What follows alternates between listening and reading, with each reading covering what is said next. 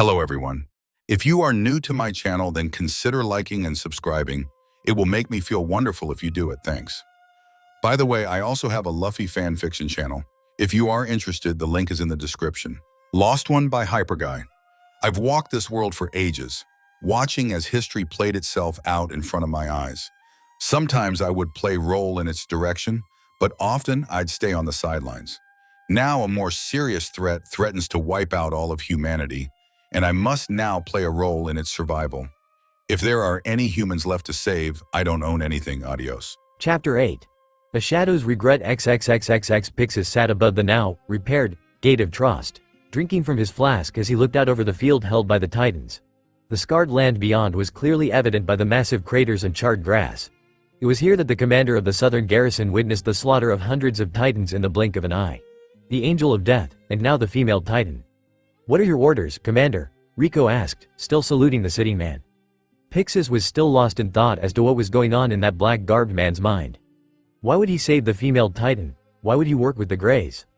Pixis didn't believe that Naruto would go against humanity without a very good reason. Even then, if the Angel of Death wanted to, he would be able to tear down these walls and kill many along the way. Pixis's eyes hovered the craters in the field below, further proving his theory. The older man was grateful that nobody else watched the carnage in the fields besides himself. If they had, then Naruto would be viewed in a very different light right now. "Sir? You say the Angel, along with the female Titan, are currently residing at the Greys' base in the southern swamps?" Pixis questioned once more. "And they are working together, yes," Rico responded. "He forced us to retreat when they emerged from the forest." "Did you attempt to engage?" "No," Pixis chuckled as he took a sip of his beverage. "Smart move. Where are your men now?" "They're reinforcing the eastern bulkheads in an attempt to slow down any Titan advance, but there doesn't seem to be any massive waves. Was there really a breach?" Pixis let the wind wash over them as he thought of what to say next. "No, there hasn't been one. But Eren has been captured by 2 more hybrids. The Scouting Legion, along with some military police, are giving chase to them now." "What about the Titans still inside the wall? Where did they come from?" "When you return to your post, I want you to begin sweeping the area for any stragglers that may still be within the walls. As for where they came from, still unknown." "And what of Naruto? What are we going to do about him?" Pixis knew that he was in the best position to confront the man that seemingly betrayed them, but "We'll leave him be for the time being." "What? But that's an order, Rico. Focus on the Titans within the walls. We'll come up with a plan to deal with Naruto afterwards." The silver-haired soldier paused before nodding her head. Her commander was right. The Titans needed to be dealt with first, then they could focus their efforts elsewhere. "Good, now go kill some Titans. I'll be waiting for you when the 3 of you finish your assignments at hand. Don't keep me waiting too long." "Sir, yes sir," Rico said before turning and leaving. Pixis sighed as he returned his gaze to the field beyond. He could only hope that his gut instinct about Naruto was correct. Otherwise humanity would be paying a fatal price. XXXXX. I walked through the dark mist, Annie following behind me at a safe distance. She was scared. Scared of the madness that continued to rake my mind. That was her first experience with my past, and it must have surprised her. Unlike her own blank past, it would seem that mine wanted to haunt me to no end. The sound of our boots sinking in and out of the muddy ground was the only sound that could heard between us. "Your words hurt me, Naruto-kun." My teeth ground together in annoyance. "Why wouldn't she just leave me alone? You remembered part of my past, didn't you? That's not fair. You can't remember one part of me without remembering the other." "Shut up," I said, making my blonde companion look at me in confusion. "Did you say something?" Annie asked. "No, just thinking out loud," I replied, but the shade seemed upset at this. "What? So you'll talk to her, but not me? That's just cruel, Naruto-kun." I said shut up. "Why are you even here?" I shouted back, making Annie and the shade jump at the harshness of my voice. "Because I love you," the shade responded. "No you don't love me, you can't, you're just a figment of my imagination." The shade seemed to grow smaller at my words. "If you really loved me then you'd still be here." "That doesn't change. Naruto." I looked back at a somewhat scared Annie. Her eyes were wide and she wasn't moving. "Who are you talking to?" I released a low growl before looking over to where the shade once stood. She was gone, hidden within the confines of my subconscious. I turned and continued walking into the mist. This couldn't be an ongoing thing. I need to keep this thing caged, lest it completely drives me insane. Annie decided not to pursue the question as another rumble could be heard deeper into the mist. Brandishing my hooks, a massive mouth about half the size of the Titan before, one that would be seen at the end of Leech, protruded out in an attempt to eat me. Jumping back, I lashed the hooks onto the inside of its mouth as I moved backwards. "Kaden." Gokakyu no jutsu, I voiced within my mind as I ran through the hand seals and releasing a fireball towards its mouth. The leech attempted to close its mouth, but I applied lightning to my chains, numbing its jaw and forcing it to leave its mouth open. The fireball entered its mouth and exploded in the creature's stomach, but the leech remained alive. Before I could continue my attack, however, Annie appeared next to it in her titan form with a hardened fist. It fell down onto its back, splitting the creature in two and sending dark purple blood spraying all over us. Walking up to the dead creature, I removed my hooks from the inside of its mouth and glanced up at Annie, who was looking at me in concern.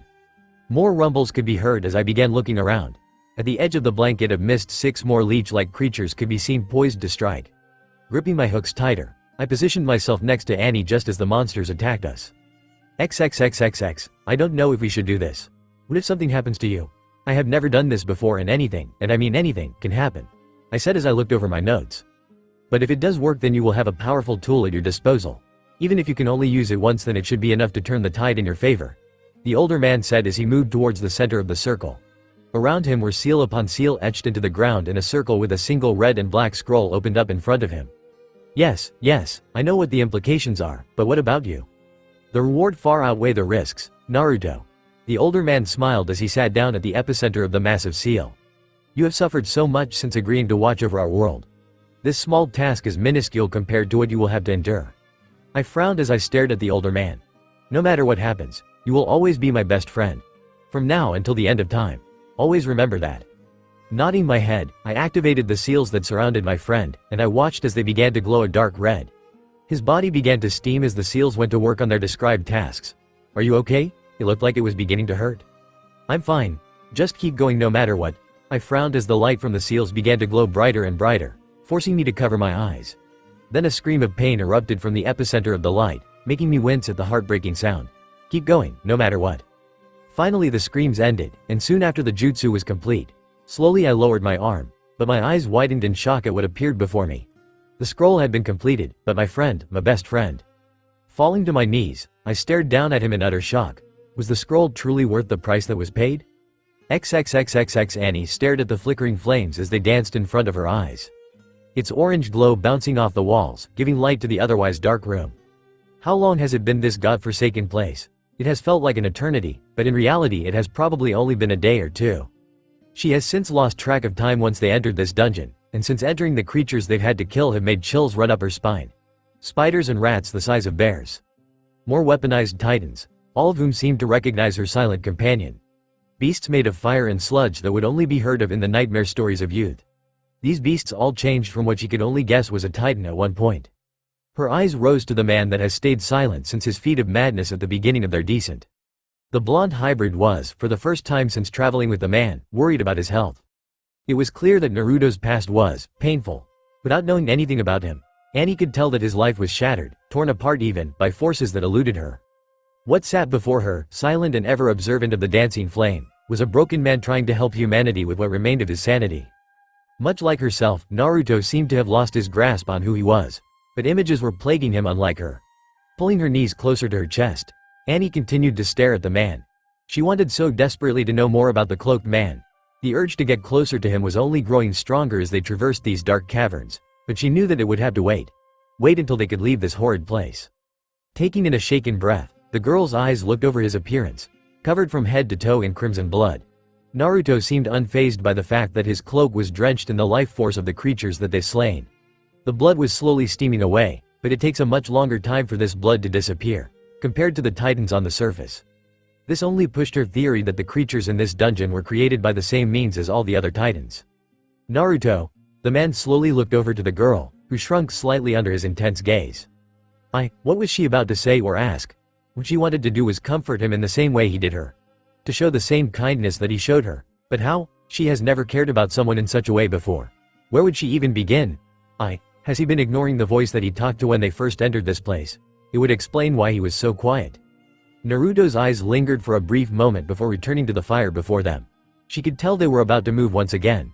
This was probably the third time they've rested in a small room such as this and made camp around a small fire with whatever rations Naruto had within his bag. Each time they spent their time in silence, contemplating their own issues. Her companions, however, seemed to be much more serious than her own at the moment. Standing up, Annie moved towards the angel and sat down next to him, his eyes following her as she did so. She wasn't good with words, and she wasn't good at expressing her feelings, but I don't know what is happening here. I don't know what these creatures are, or how they are all connected to you. Annie then looked up into the veil that covered his eyes, trying her best to convey her feelings as best she could. But I want you to know that, no matter what happens, I won't be going anywhere. I'll have your back as long as you have mine. We'll fix our pasts, together. Why was she saying this? Annie wasn't even sure if she could trust him, but for some reason she felt comfortable when she was in his presence. Like no matter what, through hell and back, Naruto would always keep a promise. The man stared down at the girl, slight taken aback by her bold words. He apparently wasn't expecting her to say that. His even mouth twitched upwards ever so slightly before nodding his head. You're right. We'll get through this, together. This, for some reason, made Annie smile. No matter the hardships or the horrors that awaited them, they would stick together. XXXXX, are you sure this is the right way? Annie whispered as we slowly crept through a tunnel that had glowing red roots running along the walls. Said roots were beginning to glow brighter and brighter as we moved deeper into the rather small cavern. After giving her a funny look, the uncomfortable Titan shifter sighed. Of course you don't. These things may recognize me, but that doesn't mean I remember exactly how to navigate this place. I responded as we came upon an old double door. The wood was decayed, but still held firm due to the iron hinges along its side. Its design was plain with no visible decorations to be seen. This door seems smaller than what I expected, Annie commented as she looked it over. Expected something bigger? After everything I've seen, it's a relief to see a door so small. After running my hand along the wood, I pressed against the door and opening the gateway into the next room. The room was pitch black with only 4 glowing purple pillars standing near the corners of the room. My eyes danced along the pillars as convoluted memories pressed themselves against my head. Can you sense anything? Not really, but those pillars feel strange.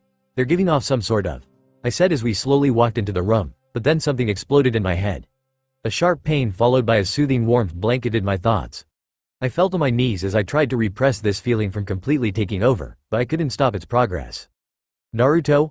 I heard Annie say as my mind began to drift. Naru. XXXXX. My eyes opened to see a creature standing in front of me. It had a single massive eye and no mouth that I could see. Its blue skin was complemented by a dirty white robe that covered up the remainder of its small body. The creature came up to my hip in height and looked as if it could never win in a physical fight. Around us was a dark, musty library filled with old books and scrolls on many different topics. The tiny creature hummed out a noise as it looked me over with its single eye. Your eyes are different than before. I furrowed a brow at this. But your mind is still in pain about a clouded past. Interesting. The creature stumbled towards me as it picked up a notepad that sat on a stack of books close by. Tearing out the scribbled pages on the notepad, the creature found an empty page and produced a pen from inside its robe. Care to share? Who are you? So you don't remember who I am? The creature scribbled something down onto the notepad before returning its gaze to me. My name is Yosefka, after my mother. Although I doubt you'll remember her either. Given your unstable position. Tell me, how much do you remember? What do you mean? Your memories, how far back do they go? And why should I tell you? Because I only want to learn about your past, and maybe help you remember who you are. Or was this a better diagnosis from the looks of it? I stared at the creature for a time before answering. This place is an imprisonment seal. Yes, and you put me here. I've been trapped here for 300 years, and the only way you're getting out of here is if you help me. You know how to get out of here? Isofka nodded his head. Then why haven't you left? Why would I? This place has everything I could ever want. You did a very good job in providing everything I asked for, he said as he ran his small hand along the books that lined the wall. But there is one thing that isn't here amongst my endless racks of books, and that's you. If you were so curious, then why didn't I tell you before? Because those memories were too badly damaged due to decay to get anything useful. The human mind will purposefully forget or block certain memories in an attempt to protect you from going insane. This happens naturally without you even recognizing that it is happening. Isofka explained. Apparently he knows that I'm very old, so I must have divulged in him at least that much information would have been retained after such a long time. What is it that you want to know? I carefully inquired. I want to know what you did during your time alive that shaped our world. The certain points in time that brought the world to an apex and change. Isofka said as his eye finally set on me. And maybe we can learn a little about you as well. I remained silent as he continued. If you do this, then I will let you through this room without raising a finger. I knew that, despite his stature, that Isofka was immensely powerful. Within this seal he was akin to a god, and I didn't need another enemy within a dungeon of creatures all wishing to tear me apart. Fine. Let's see what we can learn, but only if you keep what you find a secret. Of course. Who else is there to tell? So, how are we going to do this? You said that my mind was severely decayed. How are we going to learn of my childhood? That is the case, but now something is different. You see, now we have a catalyst that could possibly bridge the gap. And that would be? I'm not sure, but it's originating from your stomach. Whatever it is, it must have had some impact on your past. Well, you were the jinchuriki of the Kyuubi, right? In any case, Isofka continued, regaining my attention. This energy inside you should help regain some of the memories of your past and then hopefully some more further on down the timeline. Whether or not we can obtain everything is doubtful at best, but we should at least gain some knowledge of your early years. Nodding my head, the creature known as Isofka sat down in front of me with myself following suit. Okay, so what I want you to do is close your eyes and try to think of something important that you did when you were younger. From my end, along with the energy inside you, we should be able to recreate some of your past. Before I could respond, 2 wet suction cups clasped onto my temples and the world around us melted. XXXXXFB1. So this is the first time you've shaped your world? Isofka asked as we floated down towards a massive crater in the ground surrounded by destroyed buildings and dead bodies. Where are we? I don't really remember. Then information began to trickle into my mind of the place we were floating down towards. This was my home. Isofka scribbled down some more onto his notepad as we finally landed atop a gate overlooking the shambled entrance of the village. So what did you do? I defeated someone that had destroyed my home, and managed to convince him to bring the people he killed back to life. We watched as a large crowd had formed below us and were all eagerly awaiting for someone to return. He brought people back to life? His name was Nagatoi if I remember correctly, and yes, he did. Fascinating. The creature began to scribble some more down onto his notepad when suddenly they heard cheers from below. The two looked down and saw a single blonde approaching the gate. I assumed that would be. That is me, yes. Today was the day that people actually began to look at me differently. The day people saw me as a human being. I watched as I was hugged tightly by a pink-haired girl as she cried onto my shoulder. Interesting. Let us continue. Isofka said, but stopped when he saw me simply staring down at the group. What is it? I just can't remember their names. These people all know me, but I can't remember who they were. It would seem that whatever energy we're using as a catalyst can only recreate events and not the people. Isofka theorized. Or maybe it's you don't want to remember. I looked at him in confusion. Remember, your mind is always actively trying to protect you. It's possible your mind is pushing the memories of your past friends away in an attempt to save you from any more emotional trauma because, like a floodgate, once you remember their names it will all come flooding back in. But what about the painful memories that have already come back? Some things manage to slip through the cracks. I'm sure there will be some things we will see that will hurt you coming up. You're human, making your mind imperfect. It's only trying to do its best. I returned my gaze to the cheering below. Isofka was probably right. No matter how much I wanted to remember these people, it was probably best that they remained a mystery. Now let's continue on. I'm sure there is much more to see. Without a word the world around us once again melted away. XXXXXFB2. You've told me about chakra and how it works, but this? Isofka said as he looked around the area. The world was moving along at a semi-fast pace and 4 combatants could be seen fighting a single woman with white hair with 3 eyes.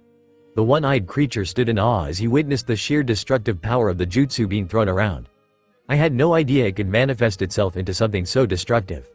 This is the place that we fought against Kaguya, who was the very first of us to properly wield chakra as can you see before you. I stated, ignoring Isofka's comments. The first of you chakra wielders. What was her purpose in returning? She wanted to enslave humanity and put them in an infinite dream world.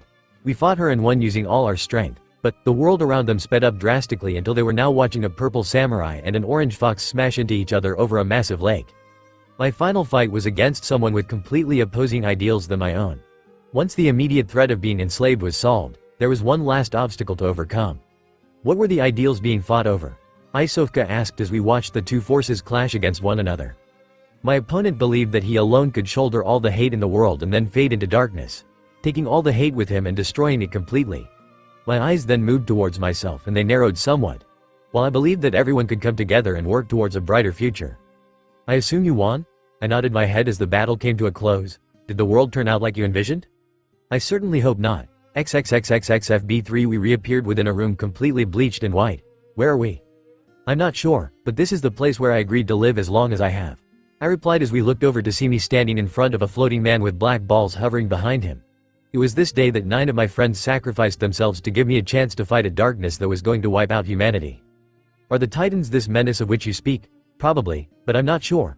I can only hope it's soon as the Titans are slowly gaining ground on the remaining humans. I responded as I watched as my past self argued with the floating old man. I wonder what it would have been like if I refused this mission and lived my life normally. How would things have changed if I was taken out of the picture of all the future events that I played a major role in? How interesting.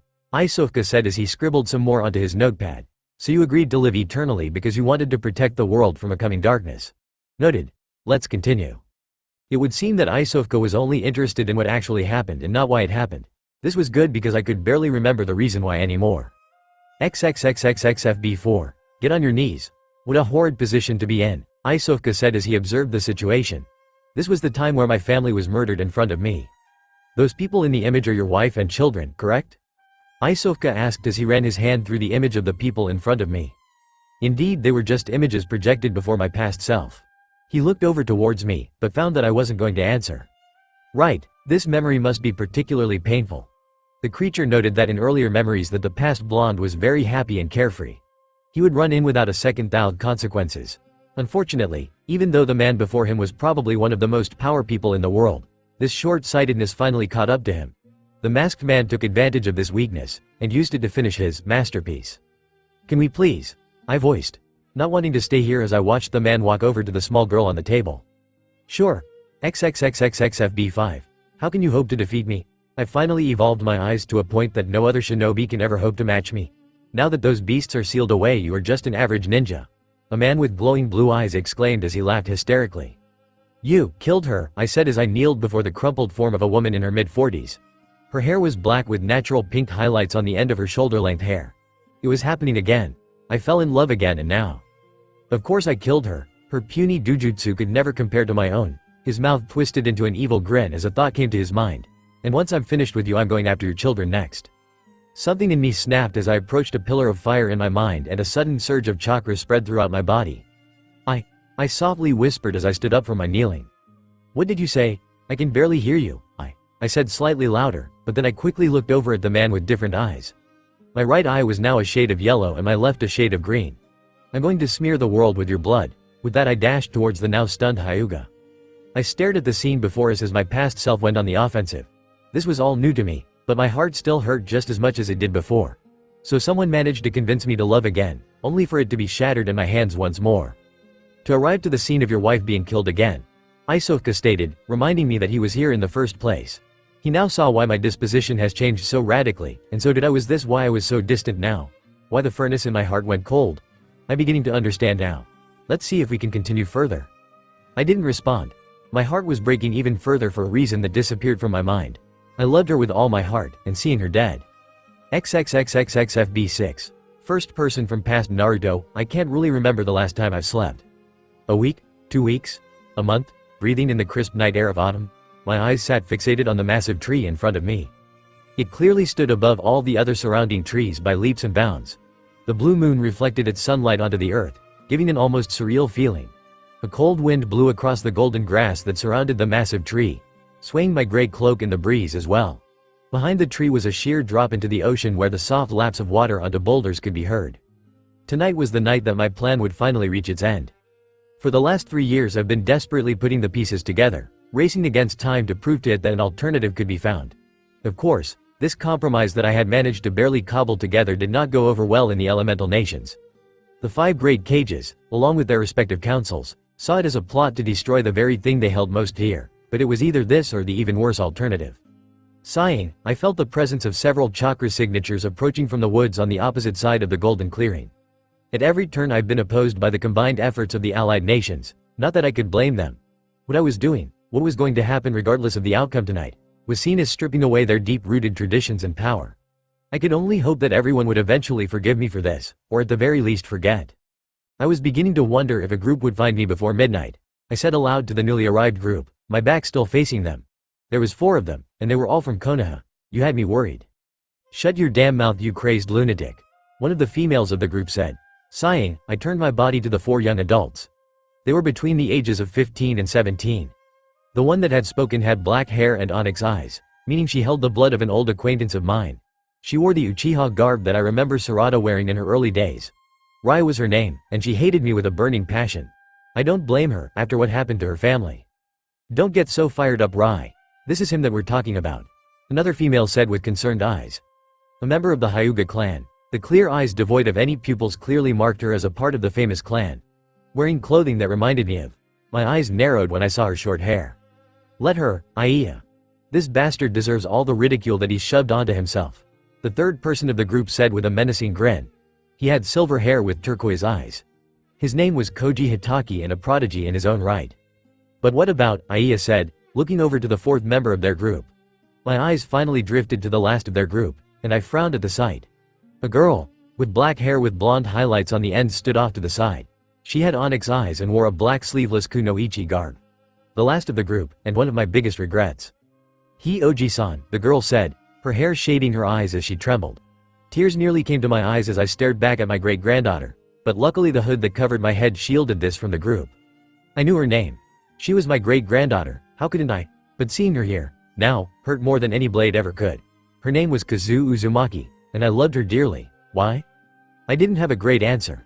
I was barred as a traitor to the Hidden Leaf village, along with every other village, once I came to them with my plan. Hardly anyone was willing to support me, not even my own family. So, I then had to make one of the most difficult decisions of my life, and disown my family so they wouldn't be caught with the backlash of my choices over the past 3 years. Because he's crazy, Kazu, you, of all people, should know that, Rai replied venomously, but Kazu wasn't convinced as she stared me down. Since leaving my family 3 years prior, Kazu has been the only one trying to bring me back to how I was. To show me the correct path and bring her beloved grandfather home, but this was something that I could not waver on. He's not crazy, Kazu shot back, anger evident in her eyes. Oji-san has always had a reason for everything he's done, and that still hasn't changed. She still thought she could change me, after 3 years of chasing and fighting me. I'm so sorry, Kazu. Oh, has he now? So he had a reason for sitting back and watching as my entire family was killed?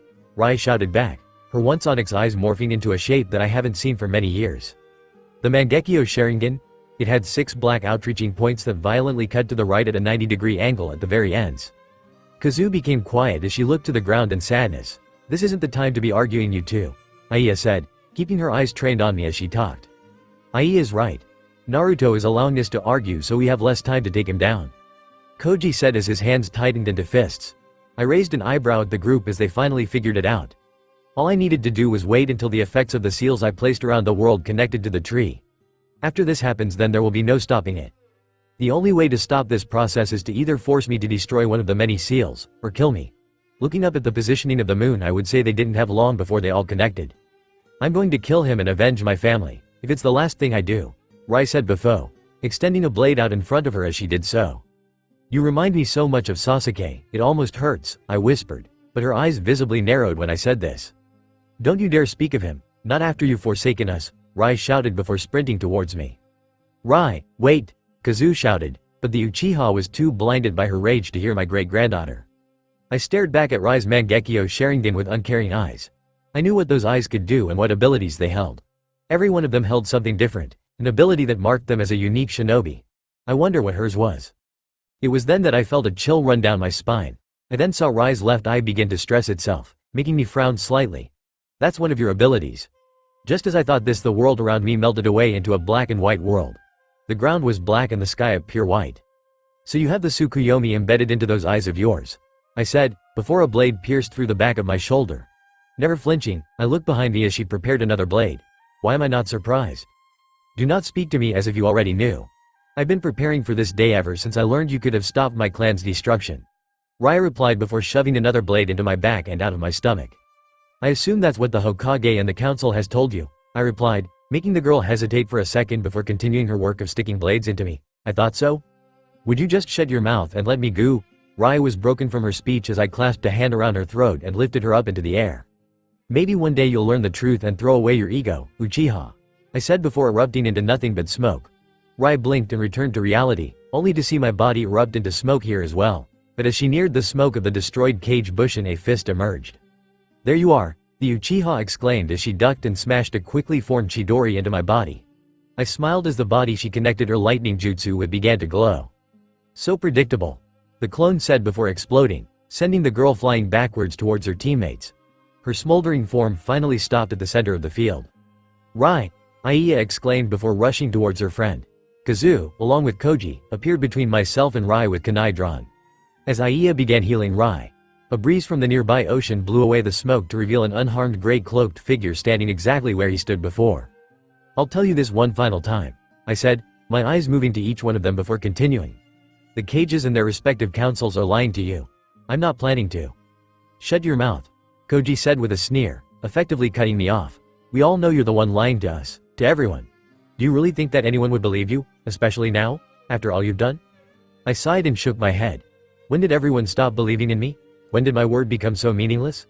I suppose it doesn't matter now. After midnight tonight everything will be over and the world will move on to the next stage of its life.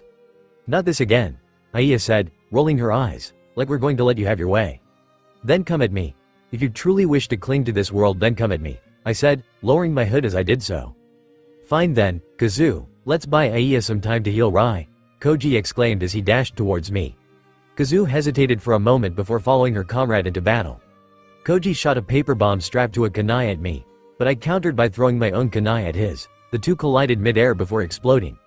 I felt their chakra signatures split into two directions from behind the smoke made by the paper bomb.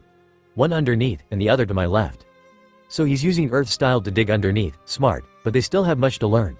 I began spinning chakra in my right hand just as Kazu erupted out of the smoke. In her hand was a similar spinning blue ball. She was the one that paid the closest attention to my teachings when I lived in our little compound in Konoha. To be able to use the rinnegan at the age of 16 without the help of Kage Bushin is extremely impressive. Rinnegan. We both exclaimed, our jutsu colliding at the palms of our hands. Kazu's onyx eyes drilling into my blue ones before the explosion sent us both shooting backwards. Skidding to a halt, I barely had time to catch my bearings when two stone walls protruded up beside me and began shooting towards me at high speeds. On each of the stone slabs was a wall of explosive tags. Doden. Suramu Totsuzen. I heard Koji say, my eyes narrowing as the walls came closer, but just as the walls were about to clamp shut an explosion erupted. Lightning poured out of the hole in the wall and at blinding speeds Koji was smashed in the stomach from a sharp kick, effectively digging him out of the dirt. The silver-haired boy was sent rocketing back towards Kazu, who stood wide-eyed at the sight. Behind me the two walls erupted into a massive explosion, sending debris every which way. Jinten. Boruto Saji. I had whispered under my breath. I doubt the others could hear me between the stone walls, but thinking fast, that was one of the less destructive jutsu I could have utilized to get out of the situation. How did you move so fast? Koji asked, a trail of blood dripping down from the corner of his mouth. It's his Jinten Kekai Genkei, Kazu said as the silver-haired boy stood up while wiping away the blood. It allows him to combine the lightning and wind elements to make swiftness. With it he is easily one of the fastest shinobi on the planet if he completes the hand signs for the jutsu. Kekai Genkei, then shouldn't you be able to use it too? Aya asked from across the field. No natural Kekai Genkei are ones that people are born with and are easily able to obtain. Since Oji-san has lived a very long life, due to the seal, he's been able to master both the wind and lightning elements through training alone. A normal person would never be able to obtain this because of old age, but with Oji-san, Kazu explained. But even then there still needs to be an affinity for its combination within his blood. What did you do to obtain it? You never spoke of it back then. So how do we counter it? If he's so fast that our eyes can't track, how do we catch him? Koji asked. Kazu closed her eyes before breathing in sharply. Do you remember when you told me about my eyes, Oji-san? Kazu asked, making me stare back at her emotionlessly. You said to never use them unless I absolutely had to and to never fall prey to the same curse as our brother clan. The young woman opened her eyes to reveal crimson-red irises and 3 black spots circling them. I followed your words to the letter. Never using the Sharingan unless I was left no other choice. I began weaving my hands together, using the various forms to push together the lightning and wind chakra. I'm sorry, Oji-san. Jinten. Barendo Suraisu. I vanished from my place and nearly a second later I was to Kazu's right, but to my surprise she was looking at me with a kunai blocking my own. I blinked in surprise, but carried through with my momentum, pushing her away. Kazu landed several yards away, but she disappeared from my vision when Koji appeared between us breathing in heavily. Sweden. Mizurapa. The torrent of water smashed into me, sending me into the massive tree. That jutsu hurt a little more than what I was expecting, but I shrugged it off and looked at my grandchild in the Hitaki. I was surprised that Kazu had managed to block my Jinten jutsu, so surprised that I left myself open to a counter-attack. Righting myself, and brushing my cloak off from any water droplets that may have stuck to its surface, I looked at Kazu's Sharingan. I shouldn't have been surprised seeing her block it, seeing as how she has now activated those eyes. The ABNTS, even those that happen within the span of a second, is the hallmark of the Sharingan's abilities, but what caught me off guard was how much strength she possessed when our kunai connected. Looks like she does have a bit of the uzumaki blood in her. Where are the others? Surely they'd send more of you to stop the end of the world.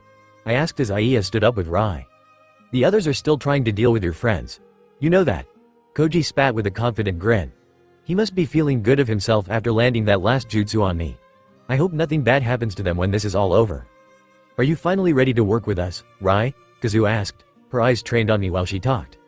If we work together then we can take him down, Aiya said with a nod of her own, her work on healing Rai completed as she did so. Fine, but only because we're on a time limit. If there wasn't one then I would eventually win, Rai said.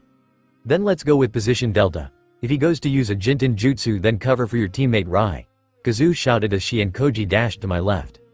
I know, let's go Aiya, Rai shouted before running to my right with the Hyuga. So they are keeping a Sharingan user with both of their teammates to predict my movements if I use a Jinten Jutsu. Smart. Looks like I'm going to have to change my fighting style. I grinned as chakra began spinning in my hand. Futon. Rasen Shuriken. I then looked to Rai and Io before slinging the spinning ball of death towards them. The jutsu was flying towards its intended target before the other pair was upon me. Backpedaling, 2 kunai embedded themselves into the grass where I once stood. Koji landed above the kunai and swiftly sent one of the 2 embedded kunai towards me once again. I produced a kunai of my own from inside my cloak and blocked the projectile just as the explosion erupted from my Rasen Shuriken.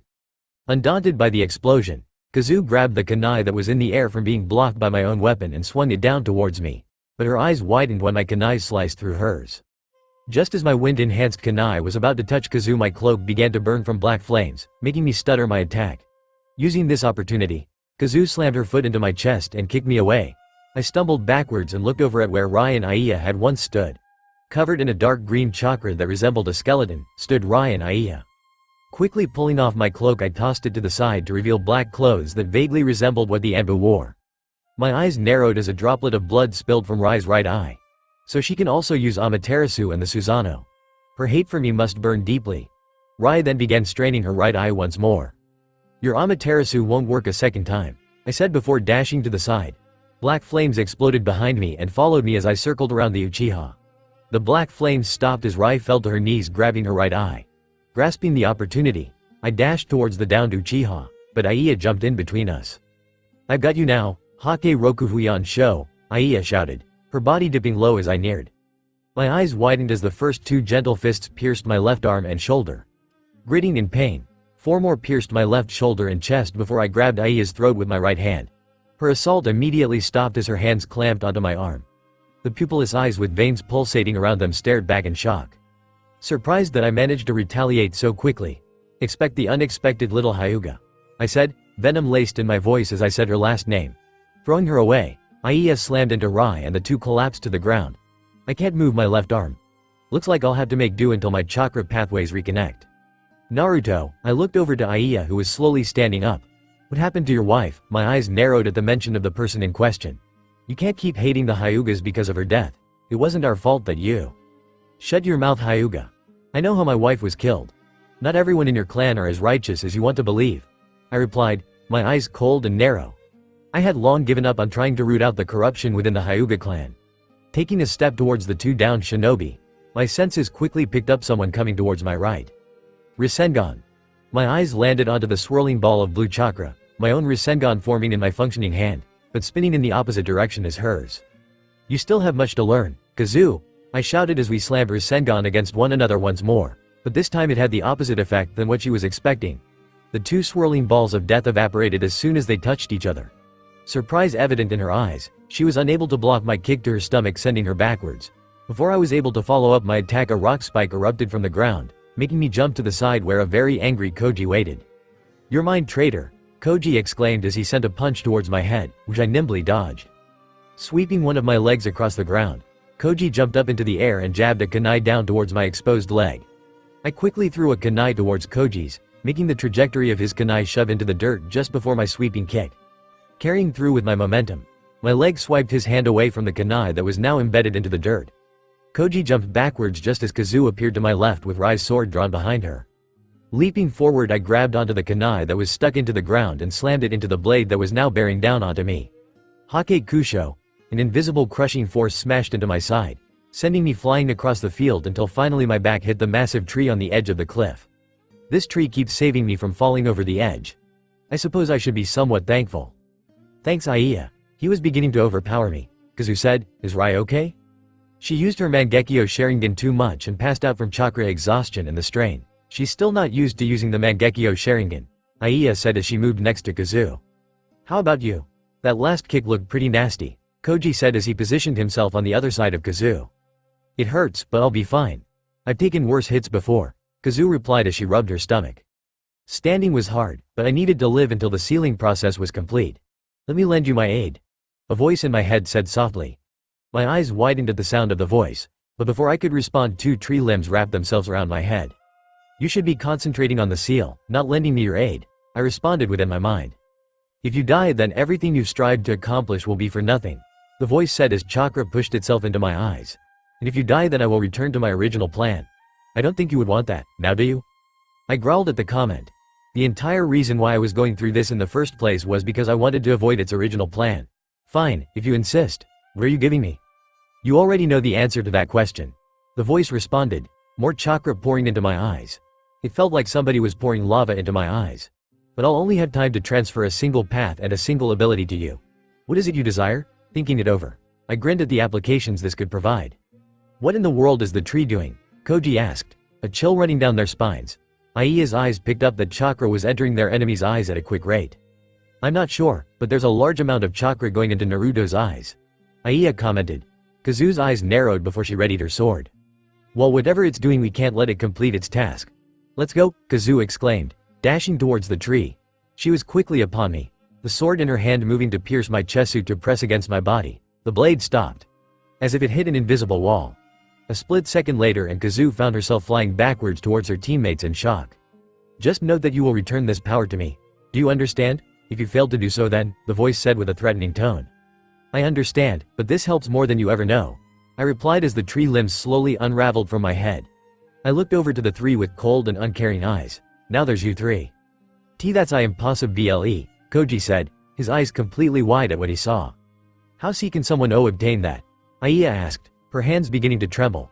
Kazu's eyes were also wide in complete shock as the sword nearly fell from her hands. In the eyes of their opponent was the feared Rinne Sharingan. Did the tree give you those eyes? Oji-san? Kazu asked as they stared at the crimson eyes. There's no other way someone can just get those eyes over the course of a few minutes, let alone at all. In the past, only 2 people have ever obtained that eye, and that was Madara Uchiha and Kagaya Otsutsuki. Even then they only had one on their forehead. It had to be the divine tree's doing. Isn't it obvious? The tree wants exactly what I want. I lied. The divine tree didn't actually care if I win or lose, but if my plan worked, then it was a lot less of a hassle for it in the future. Now come. Let me see what these eyes are capable of. Lifting my hand, I pointed my palm towards Aiya, and soon after the Hyuga began feeling the pull of gravity. Help! Aiya shouted as the pull became stronger, but before the others could reach her, Aiya was flying in the air towards me. Aiya! Damn it, come on Koji! Kazu exclaimed as they quickly chased after their friend, but they were too slow. Aiya's neck slammed into my hand, and before she could retaliate, I smashed her into the ground. With her breath knocked out of her, I proceeded to kick her in the side, sending her tumbling some meters away in a crumbled mess. If this is the best Konoha could muster, then you will surely lose, I replied, my eyes returning to the 2 charging shinobi. You're going to pay for that, Suiryuden no Jutsu. Koji shouted as a water dragon erupted from his mouth and was soon flying towards me. I stared on with uncaring eyes as the dragon smashed against the invisible wall that was the Shinra Tensai. Unable to see past the water, Kazu burst through the water with a Rasengan pointed at my face, but to her surprise Kazu's wrist was soon enveloped by my hand. Shoving the Rasengan up into the air, the swirling ball of chakra dissipated into the air above us. Oji-san, Kazu said as she stared into my eyes. We were nearly face to face and she could fully see my new eyes. The water from the jutsu began raining down onto us as we stared at one another. Why are you doing this? Don't you remember all the times we spent together? All the times you spent with my parents? What happened? I didn't reply. I had no answer to her questions because there was nothing more to say. Trying to convince them now was futile. Even if I wanted to, it would only do more harm than good. Tears began to well up in her eyes as she felt gravity begin pushing her away. This would be my answer. To push her away from me and allow her to find comfort in the lies of the cages. Kazu's sword flew out of her hand as she was slung backwards, allowing me to catch it in midair before it fell to the ground. It was a simple design, much like Sasuke's was back in the day. Take this, you piece of... Koji shouted as he appeared next to me, but my sword was already flying towards him. Shocked by my swiftness, he brought up his kunai to defend, but my wind-empowered sword sliced straight through his kunai. Still, the momentum of my attack pushed him away, but not without a deep slice embedding itself into his chest. Crimson blood sprayed from his wound as he crashed near a slowly standing Aiya. The gap in power between us is clearly visible. Do you honestly believe that you 4 can defeat me? I asked as I began walking to my right. The other 3 were all breathing heavily as they watched me walk. all trying to catch their breaths before they tried again. Or are you trying to wear me down before reinforcements arrive? If that's the plan, then your reinforcements vastly underestimate my teammates' abilities. And you vastly underestimate us, Oji-san. Kazu replied, rubbing the arm she had landed on from being pushed away. Is that so? Then what will you do to stop me from killing a teammate? I asked as I stopped my initial walk. Her eyes then traveled downward, but widened as she realized who I was standing over. To my right was the unconscious figure of Rai. Ooji-san? Kazu questioned. Aiya was doing her best healing Koji, but they were still conscious and watching what was transpiring. The last 3 years have not treated me kindly, Kazu. I've had to do some things I'm not very proud of to complete my objectives, I said with a cold tone. Reversing the blade in my hand so I was holding it in a reverse grip, I held it above the unconscious Uchiha, ready to strike. The killing of innocent shinobi is only one of them. But you would have never, Kazu exclaimed. You're a strong kunoichi, Kazu. Probably one of the strongest in the village, but the actions of myself and my group have largely been classified as to not incite panic amongst the people. I strengthened my grip on the blade being held above Rai. Let this be an example of how serious I truly am. No, Kazu shouted at the top of her lungs, but there was nothing she could do. My eyes remained on my great-granddaughter as I brought the blade down onto Rai. The Uchiha's eyes quickly opened as the blade pierced her lower abdomen. She opened her mouth as if to scream, but nothing came from her mouth. Her onyx eyes looked up at me in shock, and after another second I looked down to her as well. If this was your plan for revenge, then you had a long way to go, Uchiha, I said as her eyelids began to grow heavier by the second. The last thing she saw before her eyes closed was the red Rinne Sharingan staring back. You bastard, an ominous aura blanketed over the clearing as I returned my attention to my great-granddaughter. You and Rai must have been close if you unlocked the Mangekyo Sharingan by witnessing her death, I stated as a thick white aura blanketed Kazu. In her eyes was a pinwheel with 5 curves pointing outwards. Inside the black pins was a red 3-pointed shuriken with a black dot at the center. I'll make you pay for that, Kazu shouted, a skeleton appearing in her aura as her anger began to heighten. A wind began to swirl around her, blowing against me and making me squint my eyes ever so slightly. Kazu, wait, Aiya shouted, but her words fell on deaf ears as Kazu shot towards me. Sighing, I waited until she was right in front of me with one of her skeleton fists aimed at my head before I activated my jutsu. Shinra Tensai. The effect was instantaneous as Kazu was sent backwards, but she landed like a fine kunoichi and prepared for another attack. You're forgetting the information on the diva path, Kazu. Running in blind will not do anything for you. My comment only served to anger my great-granddaughter further. No self-control. And here I thought you had grown up over the last few years. Must be the Uchiha blood in you. Grabbing onto the sword still embedded into Rai, I yanked it out and swiped the dripping blood away. Let's have this be a little training session, shall we? What are you talking about? Koji asked as he stood up beside Aiya. The diva path, when was it that we learned its true weakness? I asked as I slowly paced towards Kazu, her white Susanoo transforming into a cloaked creature. What does that matter, traitor? Koji exclaimed in anger. During Pain's attack on Konoha, Aiya said, trying her best to control her anger while also ignoring her comrade's outburst. Very good, and I'm sure that you've not agreed this fight that I was forced to dodge or block a few of your attacks after I received these eyes, correct? I asked, but Kazu couldn't take it anymore and charged towards me once again. And, just as before, she was repulsed just before making it to me. This time she smashed into a few trees that lined the edge of clearing. Are you even listening to me, Kazu? Shut your damn mouth, you piece of, Kazu shouted, but was cut short of her outburst when a hand clasped around her throat and Rai's sword piercing her thigh. She stared at me with wide eyes as I now stood within her Susanoo with my hand around her throat, but it could be clearly seen that the pain of being stabbed was affecting her. How did you? Revenge will be the end of you, Mago. If you let anger consume you, then you'll end up just like your friend, while also hurting those still with you. I stated as my hand became even tighter. Kazu's eyes glanced over at Koji and Aiya, who stared back with worry reflected in their eyes. Seeing her eyes soften, I released my vice grip from around her throat and, with one swift action, yanked the blade out of her thigh and kicked her towards Koji and Aiya. Kazu's white Susanoo disappearing as she flew towards them. Her 2 remaining friends catching her before she hit the ground. If you run in alone like Rai, then you'll end up just like she has, but I suppose it's too late now. What is he talking about? We still have plenty of, Kazu thought, but just as the thought ran through her mind, her grandfather melted into the ground. Amizu Bunshin? He knows Suiden Jutsu? Koji asked. No, that wasn't a Suiden Jutsu, it was, Aiya began to say. Genjutsu. Kazu finished, her Mangekyo eyes widening as she stared at the place where their enemy had been standing. But can't you detect, and break, any genjutsu with your Sharingan? Koji asked. That's what I thought too, Kazu said before a gasp could be heard from behind them. Quickly turning, Koji and Kazu's eyes widened in horror at what they saw. A blade could be seen sticking through the chest of Aiya. Her pupilless eyes held shock as she slowly looked down at bloodied blade sticking through her. Just as the others began registering what had happened, I slowly materialized behind the Hyuga with my hand on the blade. Aiya, Kazu said, her eyes wide as I peered over the Hyuga's shoulder with cold, dead eyes. The Rinne Sharingan glowing bright red while the Tomo spun wildly. Don't hesitate, Mago, or, I said from behind Aiya's dying body. You'll lose another friend, I said from behind the shocked pair. Kazu didn't even have time to turn her head before Koji's own head fell to the golden grass, separated from his body. Not a moment later blood shot from his neck like a fountain, some spraying onto the grass below, and some onto her horrified face. Sliding the blade out of Aiya's chest, I stood up and stepped over the now dead Hyuga. This has to be a genjutsu.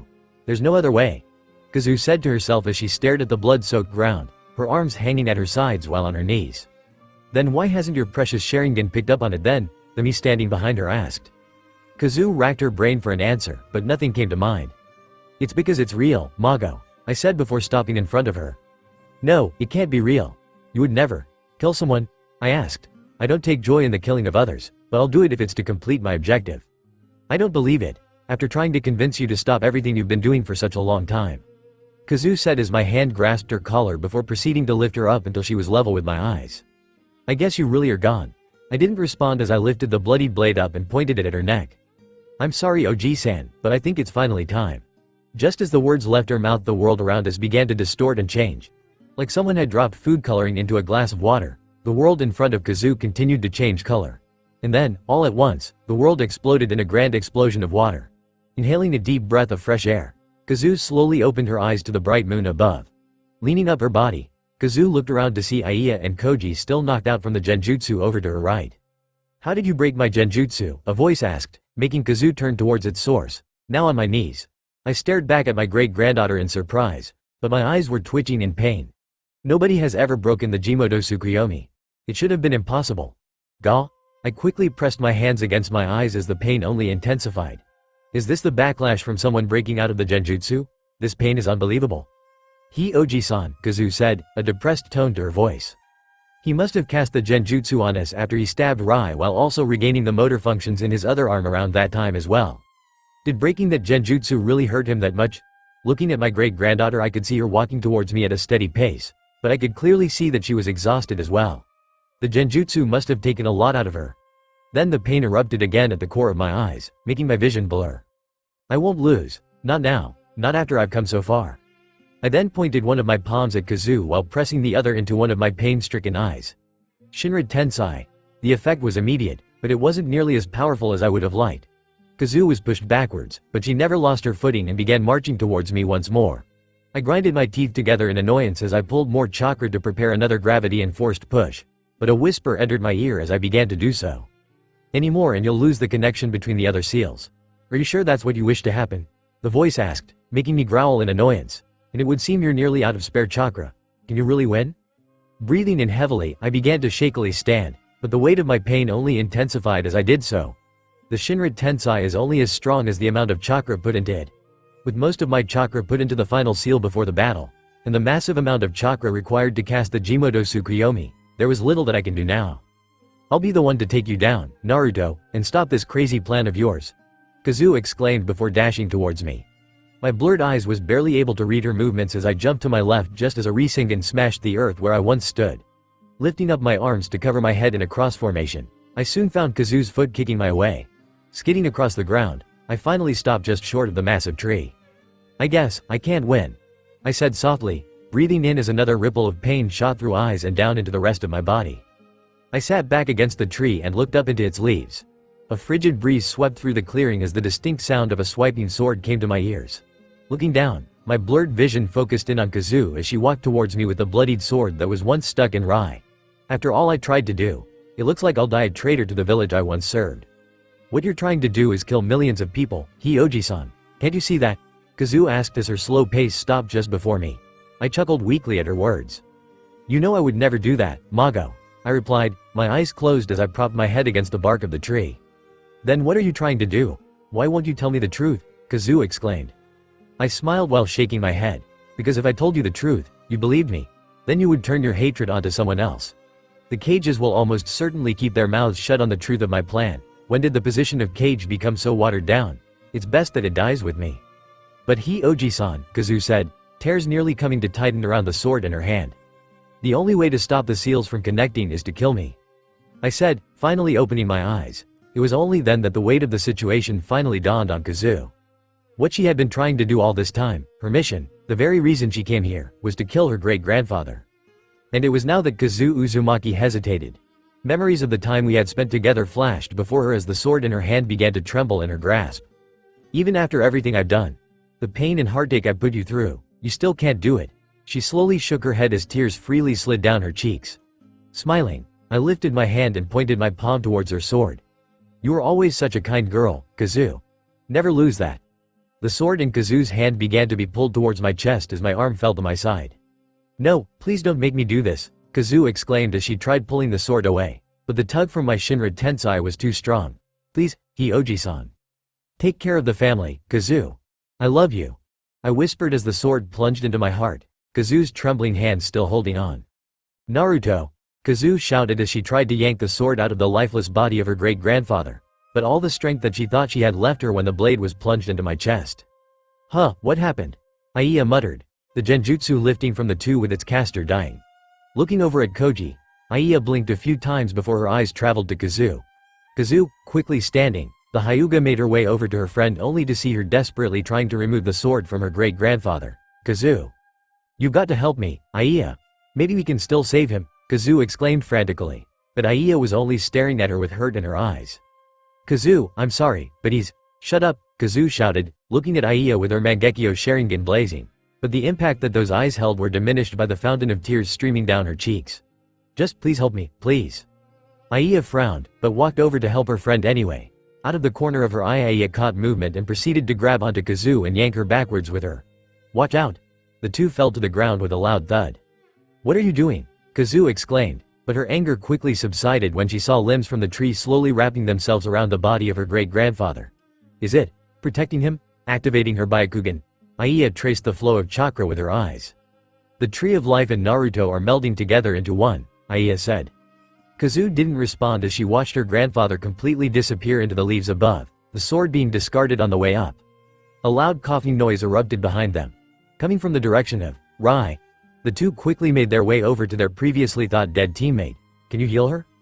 I'll do the best I can, but we need to get her to someone more qualified as soon as possible. The stab is deep and there's a lot of blood. I can only subside the bleeding for so long, Aiya said as her hands began to glow greener on the stab wound. Good, I'll go wake up Koji.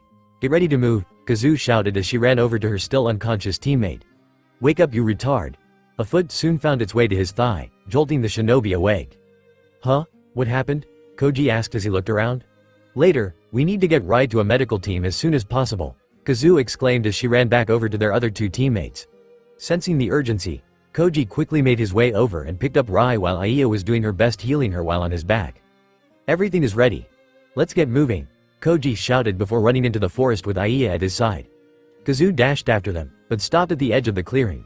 She stayed like this for a moment, her back facing the divine tree before turning around fully. Tears were streaming down her face like a waterfall.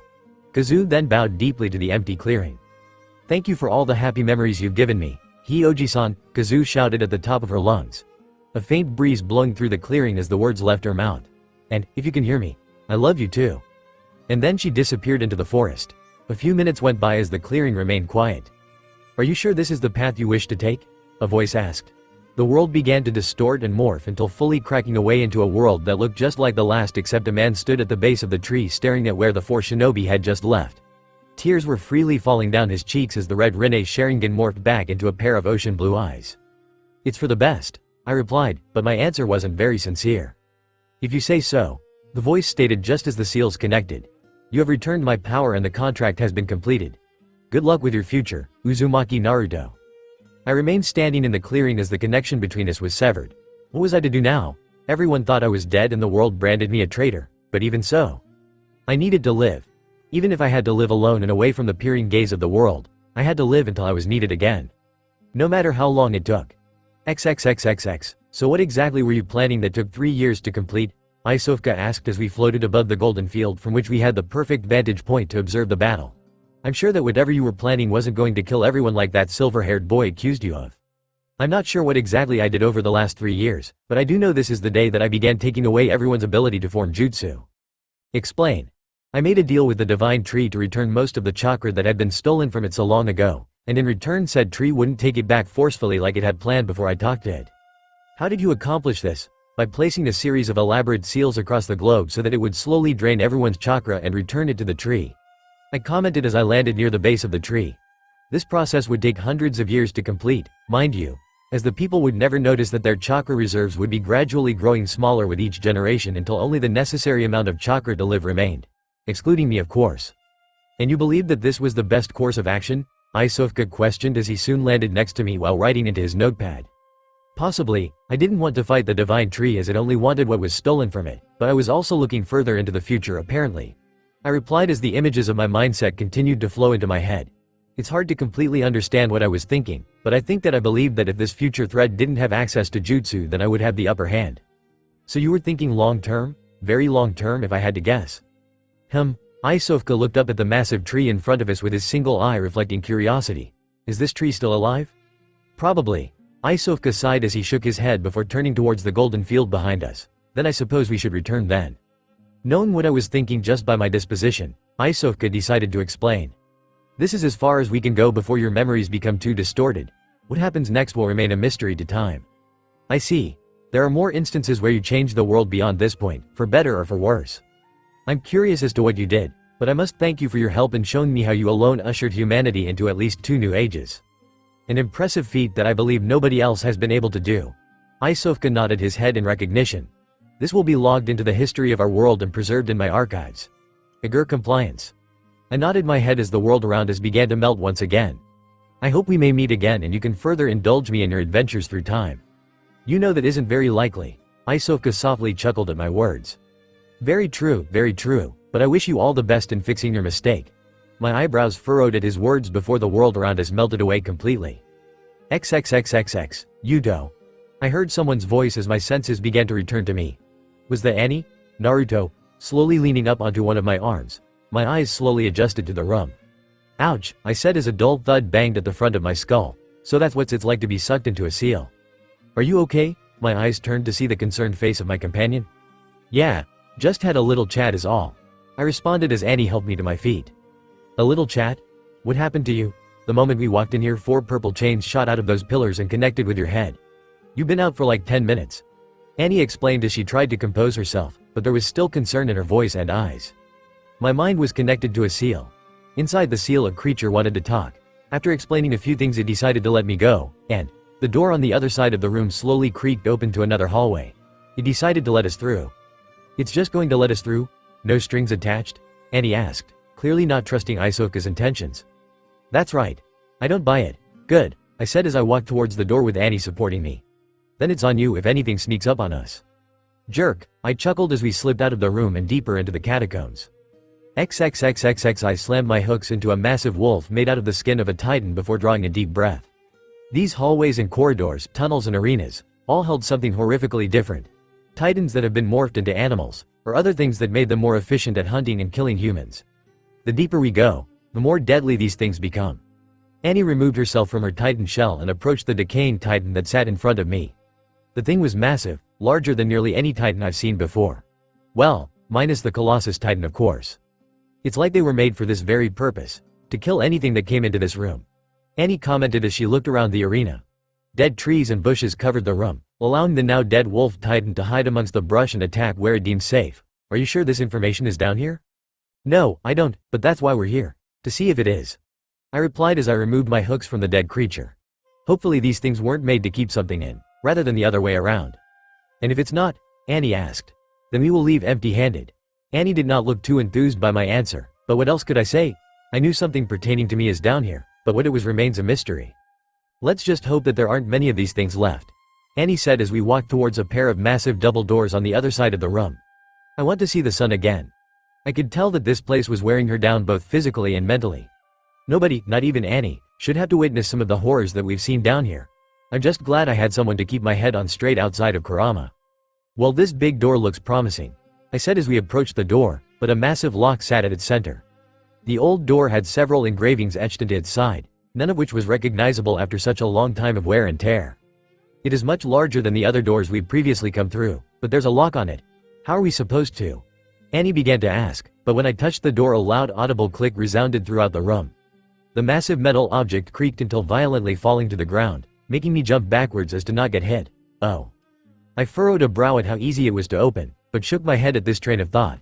Everything down here, the creatures, even the plants themselves, seemed to react to me in some way, so why wouldn't this? Ready? I've come this far. Why stop now? Annie questioned with a grin. Nodding my head, we pushed against the massive double doors, making them slowly open. The hinges groaned against being opened after such a long time of being closed. Dust and dirt fell from the various cracks that riddled the massive door as we kept pushing. I was tired of this place. Tired of the constant fighting and killing of these creatures.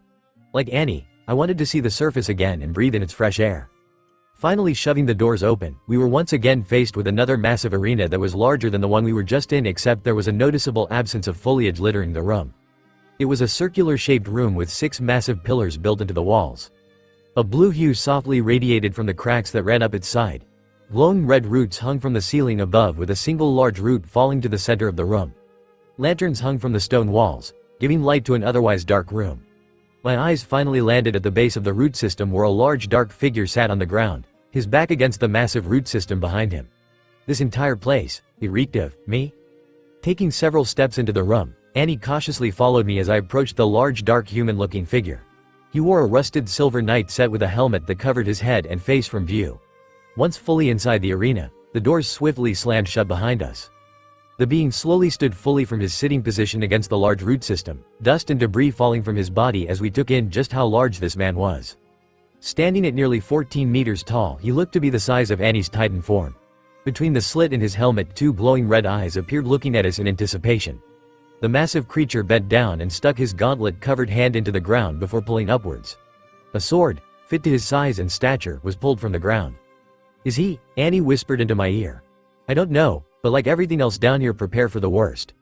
I responded in an equally hushed tone. We moved slowly into the arena, awaiting any response from the titan, but his eyes remained fixated on me. "Who are you?" He never responded. Like everything down here, they would simply attack us without rhyme or reason. Releasing a loud bellow, the titan dashed towards us, the crimson root attached to his back being torn off in the process of his reckless charge. Annie and I separately jumped away from the creature, but as he slid by us he aimed his sword at me. The massive piece of metal ripped up the ground, sending chunks of cobble and dirt flying up into the air just as my hooks blocked the attack. Still, the momentum sent me flying backwards until I came to a skidding stop on the other end of the arena. This creature was much faster than any titan that I've come across. Even faster than the hybrids such as Annie and Eren. Looking to the side, I saw Annie connecting cables to a crevasse in his armor before shooting around to find a better angle in which to attack, but the creature seemed to be aware of this and thrusted his sword towards her. Annie's eyes widened in shock at how fast the creature was moving and positioned herself pointing upwards before using some gas to dodge the attack. The sword barely missed her, but then a metal gauntlet smashed into her side, sending her shooting off into one of the blue glowing pillars. "Annie!" I shouted in worry, but this only made the creature turn his attention towards me instead. Not having any time to worry about my wounded companion, I jumped to the side just as he brought down his sword onto the ground where I once stood. Growling, I began forming hand signs as he removed indentation he had made in the ground. Kaden. Goryuka no Jutsu. Breathing in, I released 7 dragon-headed fireballs towards the creature. The creature sliced through the first fireball, but then raised his arm as he took the remaining 6 directly. The smoke soon cleared to reveal a slightly charred set of armor. Bellowing in anger, his red glowing eyes only intensified as he dashed towards me once more.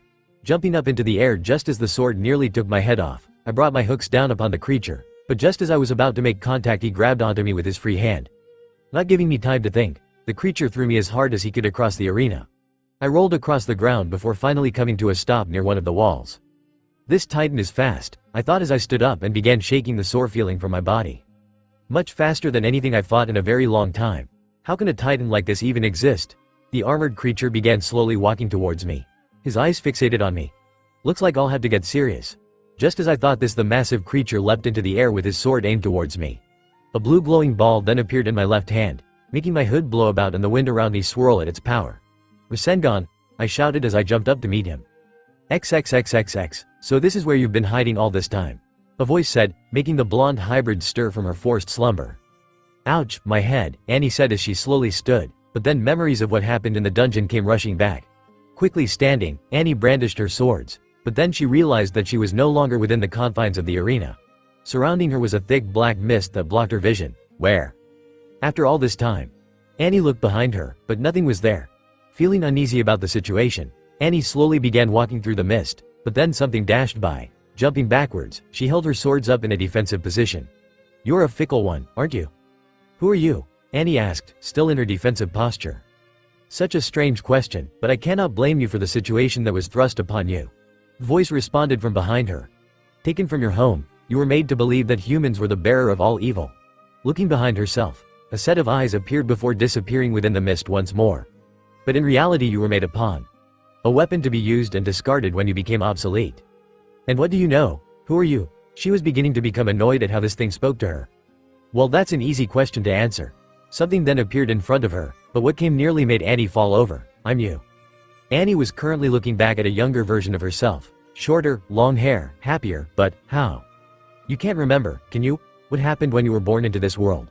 The younger version of herself asked, a frown gracing her features. I thought I did, but then someone asked if my past was true or just some images that were shoved into my head. Annie lowered her weapons as the memories of her youth remained vacant.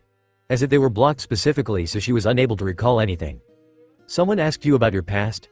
Annie nodded her head at the question. Who is it? Naruto Uzumaki. The younger version of herself frowned at the name.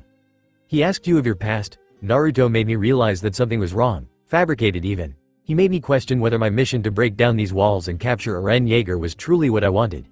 Annie looked up into the air with a slight smile adorning her features. In a way he's letting me make my own decisions. Is that why you're following him down into this place? It's because I chose to be here, not because he's forcing me, and Annie then frowned as she remembered the dead expression on her companion's face. Naruto's more like me than I realized. He can't remember some of his past as well, as if he was forced to forget who he was, but I think he's older than we think he is. I see, the younger version said as she looked to the ground, but then she smiled. As long as you are following your own path, and not one forced upon you, then there's no need for me to be here. She turned and began walking back into the black mist. But wait, who are you really? Maybe another time. When you finish the path you are on now. Until then, good luck. The younger Annie said before disappearing into the mist. Annie went to give chase, but then her body began to fade until she was no more. XXXXX, do you remember the days of old? The days that went by when we knew who was bad, and who was good? When dark and light could be easily split from one another? There was no murky gray area, at least in our mind. We would always rush into a problem without thinking of a plan ahead of time, but as time passed we began to lose that sense of blind justice. That feeling of devotion to everything that was good. We became the very thing that we thought we'd never become. We became gray. Growling as I slid away from the massive creature, I straightened my back as the blue steam dissipated from my hand. The creature moaned as he too stood from his kneeling position. That was the 5th Rasengan that I've smashed into his body, and it has again and again withstood the attack. Fire, lightning, wind, every Rasengan he took it looked like it did minimal damage. It was like his body could repel most of my chakra-based attacks. Still, it looked like the damage that I have done was still having a lasting effect. Shouting once more, the creature charged towards me with his sword ready for battle. Why don't you just die? Quickly running through some hand signs, lightning began arching over my arms and wind flowed around me. Jinten. Boruto Saji. Disappearing from where I once stood, lighting spears began smashing into the creature from all angles, making him shudder at the explosiveness of the attack. Reappearing nearby, I watched as he began falling to his knees as smoke drifted from his body, but just as he was about to fully fall to the ground he caught himself with a firm foot. Shooting forward, he swung his massive sword at me as to catch me off guard. Without having time to think I brought my hooks up and blocked the attack, but the sword still shot me across the arena and in front of the massive root system that hung from the ceiling. I stood up with a heavy breath as we stared at one another once again. With everything I've thrown at him, every just you and attack that I've smashed into him, a normal titan would have fallen long ago. What was making him continue on like this? What was giving him so much strength? Brandishing my hooks once more, I readied myself as he was beginning to attack me, but just as his foot left the ground a fist was smashed into the side of his face, making the creature tumble over until he finally fell to the ground. Looking over at the source of the attack, I saw Annie lifting her fist to the side as she admired her work. Her work, however, was short-lived as he quickly stood and dashed towards Annie at a speed she was not expecting. Lifting up her hardened arms, the sword smashed into her defense. It was heavy, and Annie was struggling to hold the attack back. So heavy that she fell to one knee under its crushing weight. Not wanting to keep my companion waiting, I dashed towards the attacker with hooks flying behind me. The creature glanced towards me, those red glowing eyes analyzing my movements, and released his pressure onto Annie. Before Annie could understand what was going on, he slammed his foot into her unarmored stomach, making her fly backwards. Lifting his sword into the air as I jumped up above him, I charged lightning into my weapons as I flew towards the armored giant. Metal met metal as lightning coursed down his sword and eventually covering his body, but the giant held strong. With my weapons hooked arrow, I flew over him while using this motion to fling the sword into the far wall. The lightning chakra was just enough to loosen his grip on his weapon so I could successfully disarm him. Now disarmed, I turned to see Annie throwing a fist at the massive armored man. Doing his best to fight Annie in hand-to-hand combat, the creature threw a punch back at the hybrid, but this was easily parried. Using his outstretched arm as leverage, Annie slammed the creature into the ground while subduing him by pulling his arm behind his back. She glanced to me as I walked towards them. I nodded my head in recognition of a job well done. Only thing left to do now was finish him off. Just as the words went through my mind, the creature bellowed loudly and began struggling against the hold that he was put under. Annie pushed harder, but this only seemed to make him struggle more. Finally a loud crack was heard and Annie was flung off the back of the creature. Quickly standing, the armored giant dashed towards his sword with a lifeless left arm dangling from his body. Recognizing what he was attempting to do, I began forming hand signs as I dashed towards him. Futon. Kazikiri no Jutsu. 10 wind blades shot towards him as he was running, each meant to halt his advance towards his weapon. But this did not seem to deter the giant, as each blade either left deep indentions into his armor or cut into the sections between his plating. Grabbing onto his blade with his functioning hand, he quickly removed the weapon from the wall and turned towards us ready for battle. Annie was a little ways behind me, breathing heavily from the battle that ensued. It wasn't just this battle that had taken its toll on us, but everything that had accumulated up to this point. With very little rest between the last 3 engagements, the breaking point was fast approaching for not only Annie, but me as well. Its heavy breathing, coupled with its multiple bleeding wounds underneath his armor, and non-functioning arm, meant that it was about to be finished as well. Then I saw it. A pulsating orange glow between one of the cracks in his chest made by my earlier wind technique. Was that? I turned to see if Annie had noticed, and with a swift nod she understood what that glowing meant, a weak spot. With a similar mindset, we dashed towards the creature. Me taking the left, and Annie taking the right, the armored giant prepared himself for anything and everything. Deciding to take a more aggressive method, the creature dashed towards me. When I grow up, will father be there to see me? A young child asked to a person unknown. Your father will be very proud of you. He'll love you for all the good that you'll spread across this land, and when he sees the people you've helped, then he will return. The unknown woman responded. The child smiled at her words. Just you wait, father, I'm going to become the biggest hero that this world has ever seen, the child shouted to the heavens. Ducking underneath his sword, I was swiftly shot backwards as his knee smashed into me. Sliding to a halt, I looked up just in time to see the clone I left behind explode underneath him. The giant took the brunt of the damage, but before he could attack once again, his feet was swiped out from underneath him. As he was falling, Annie sent a hardened knee into his back, shooting him up into air. Seeing an opportunity, I dashed towards the flying figure and began spinning in the air with my hooks, rapidly picking up speed until finally they caught onto his chest. The 2 hooks dug into the crack in his armor and sliced deeply into the pulsating orange glow. Blood was coughed up by the creature as I pulled sharply down, making him shoot downwards. He slammed into the ground, but I quickly jumped into the air while pouring lightning chakra into my arm. Chidori! I shouted before falling down towards the immobile creature. My arm pierced the crack and directly into what I assume is his heart. I could feel his heart begin to slow as I simply stayed like this, waiting for it to finally stop, but then I heard something from underneath the helmet. It was a whisper. Pulling my arm out, I positioned myself so I could see into his helmet. The glowing red eyes was no longer there, but replaced by a deep blue. A pool of blood then rose from the ground near the glowing red roots at the center of the arena. The red energy flowed from the root above and into the pool, giving it a soft glow. I am sorry, he whispered, a cough making him spasm once again. I looked into the darkness of his helmet, only to see tears streaming from his eyes. Dad, I'm so sorry, F for everything. My eyes widened as the words left his mouth. What did you say?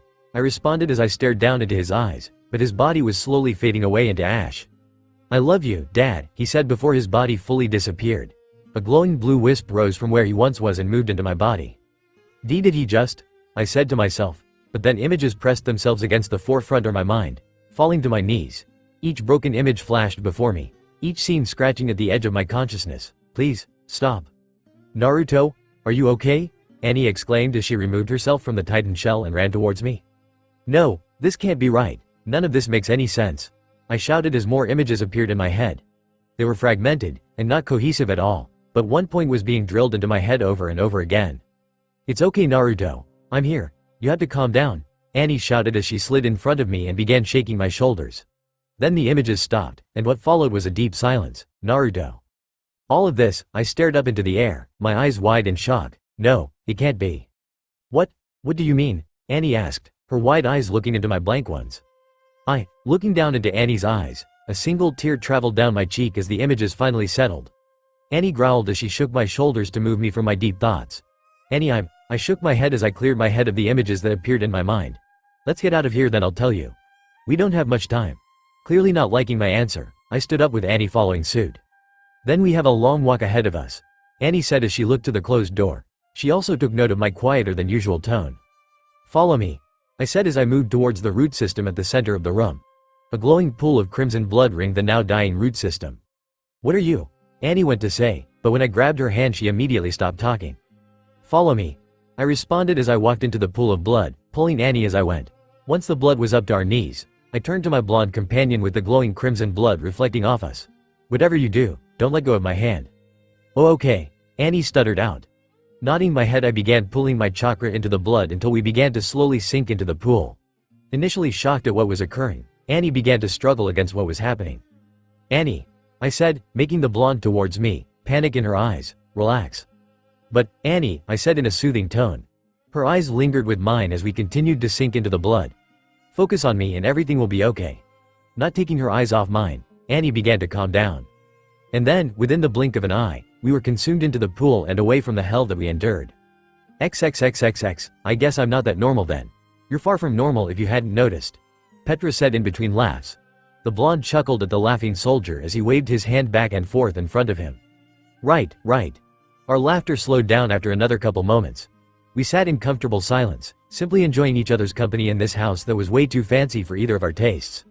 "You know, after watching what you just did, I think I can trust you a little more," Petra said, her gaze on the ceiling itself. Did I just?"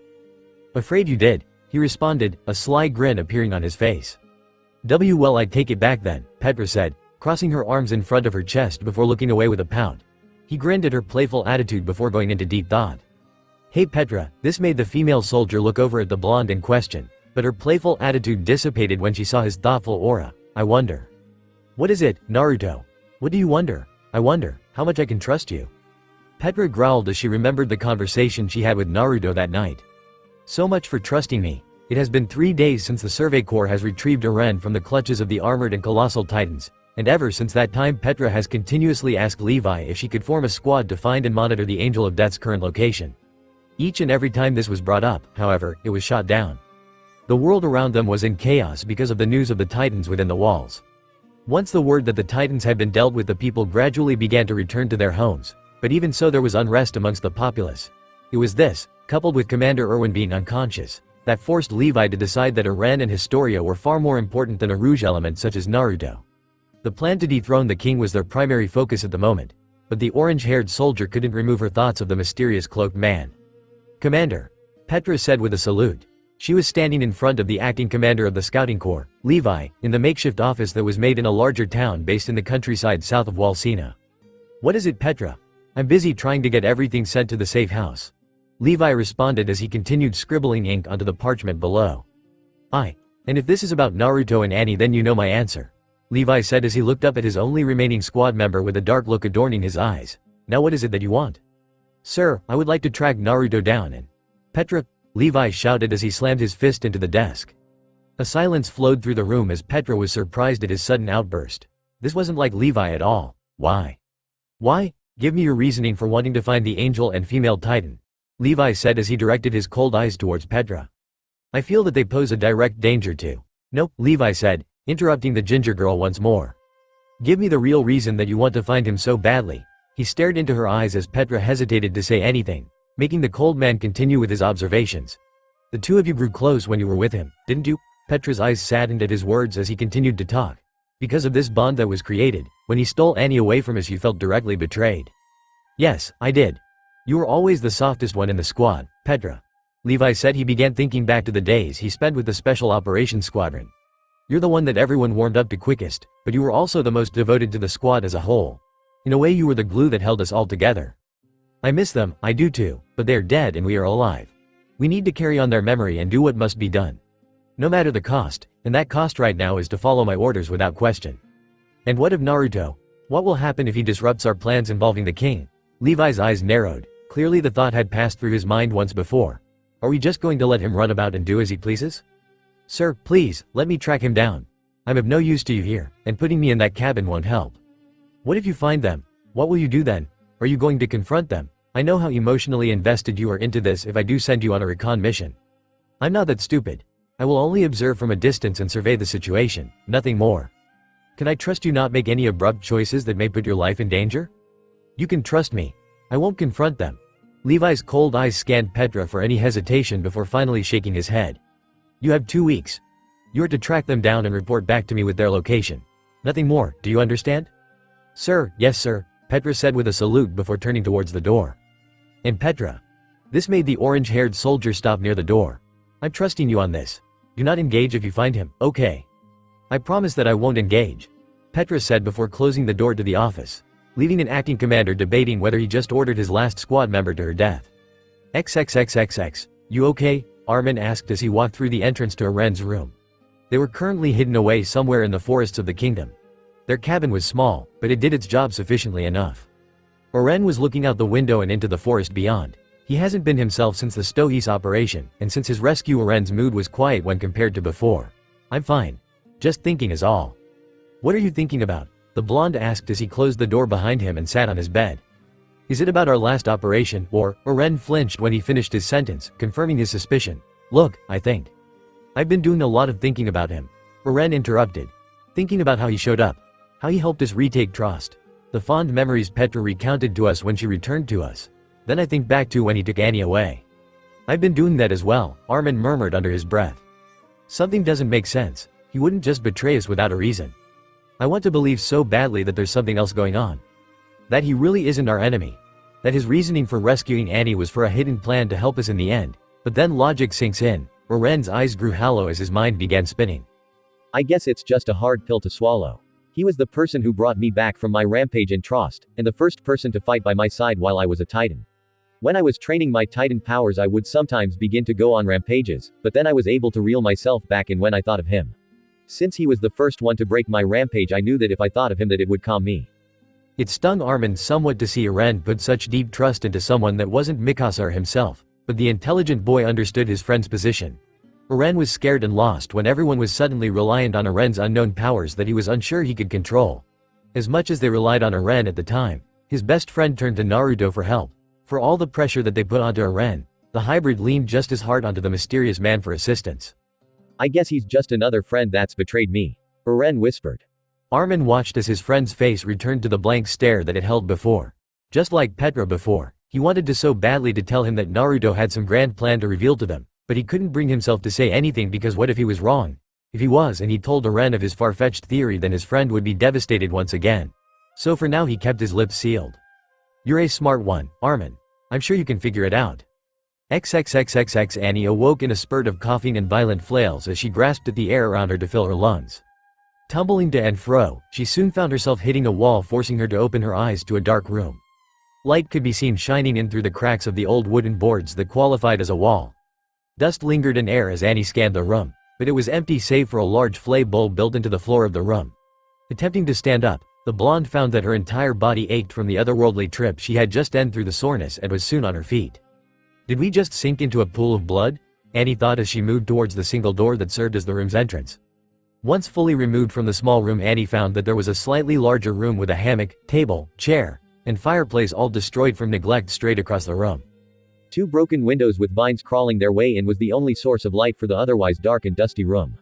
An open door was another source of light as well, and if one listened closely the chirping of birds played at Annie's ears. Excitement built up as the girl moved towards the open door and out into the light of the blazing sun. The sun was blinding for a moment, but when her eyes adjusted she could see wilderness around her. The tall trees and slight breeze welcomed her back to the surface after such a long time away. Her excitement, however, was suddenly twisted into a feeling of panic. Where was her companion? Thoughts of something happening to him during the transportation. Or maybe even Naruto being transported somewhere else plagued her mind as she began moving down the barely visible path leading to a place unknown. Her speed increased as her panic continued to rise. She needed to find him. Needed to find the only person that didn't see her as a tool, or an enemy. She needed to find her furry.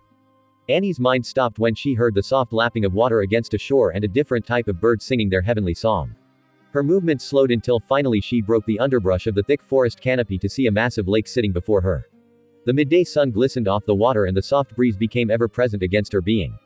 The earlier panic simmered somewhat at this tranquil setting, but still she needed to find Naruto. Just as she was about to return to the shack to search for clues regarding her companion, a dark dot caught her eye. Looking to the side, she found the source of her panic calmly staring out over the lake. Naruto was sitting against a tree with his hood down reading a small red and black scroll. Her panic quickly transformed into relief as she approached the person that traversed hell and back with her. She stopped next to the shadow and simply slumped to the ground, the exhaustion that was felt earlier overtaking her. Leaning against a tree next to Naruto's, the hybrid simply stared out over the water with a newfound calmness overtaking her once panicked mind. The only sound that transpired between them was the nature that surrounded them, and for once she was happy to hear the natural world and all its beauty. "Sleep well?" the figure asked as he continued reading the scroll in his hands. "Don't disappear like that again," Annie responded as the scroll was neatly rolled up and secured away. I sighed as I looked out over the beautiful landscape before us. The land of the misty lake. The lake was long, so long even that I couldn't see the ends on either side, but I could see the other side of the lake directly across from us, but it was fairly far away. Figured it would be best not to wake you. I glanced over at the girl and she was giving me a hardened glare, making me sigh once more.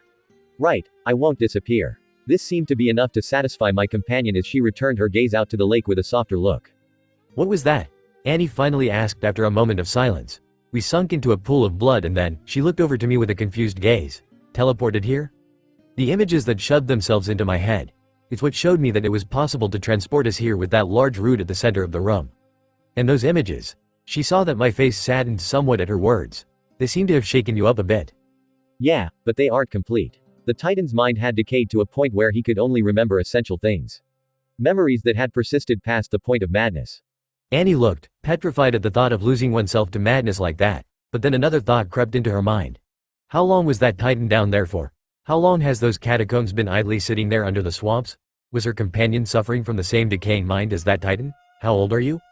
"I don't know," I responded. This prompted a confused expression from the blonde shifter. Or, to be more precise, I don't remember. Hundreds of years? Thousands? Long enough to remember the last kingdoms crumble beneath the sudden emergence of the Titans? How? She was in shock at this revelation. I can't tell you how, per se, but I can tell you this. My eyes grew cold as the memory with that floating old man came back to me. It wasn't worth it. Annie remained silent as my words sunk in. Sitting beside her was a being that has outlived everyone on this planet. Some would affiliate him with a god, but to her, why did everything down there seem to react to you? Every Titan, every monster that we fought recognized, or at least showed some form of recognition to, who you are. That's because I put them there. Including that Titan that gave me what was left of his memories. Annie gave me a strange look, making me continue. I'm not sure why, but... Dad, why? The Titan asked as he watched a dark cloaked figure slowly walk towards him. He was sitting against a massive root system at the center of an enclosed arena. He was tired, sore, and done with fighting. The figure never responded as he finally placed his hand onto the root system, and after a second of watching the roots began to glow a crimson red. Everything from the ceiling to the hanging plants began to glow. Wah? The Titan began to say, but then a piercing pain radiated from his back. The cause coming from the roots embedding themselves into his body. This isn't you. What did they do to you? Your sentence begins now, and will continue indefinitely. The man stated as he moved in front of him. Now tell me where the last two are hiding. We trusted you, we loved you. No, I won't, not with that leash around her neck. Then you will lose yourself to the madness. The cloaked man said before turning and walking towards the exit. Once past the crest of the door, said doors slowly creaked closed and sealing his fate. Did you build that place? Annie asked, recognizing the fact that I wanted to move away from that subject. No, at least I don't think so, but I did put them down there. I sighed as one memory continued to plague my mind. Annie then remembered what she heard from at the beginning of their descent. You lost someone. Someone you loved very dearly. I frowned at her words as the memories of the two people I fell in love with lay dead in front of me. Long ago I felt love towards another, but then they died. The pain bombarded me again and again as I thought of their deaths. It felt like it happened just moments ago, but in reality, sorry, but can we not talk about this? It still hurts. Sorry, Annie said, but seeing his cold face turn to pain and sadness, for some reason, made her feel pain as well. I guess it's my turn to ask you some questions, Naruto said, trying to pull the conversation in another direction. You want to know the names of the people I worked with? Annie responded. I nodded my head, but this seemed to make her grow uncomfortable. Are you sure about this, once you tell me their names? There was 2 people that I had semi-regular contact with while we were within the walls.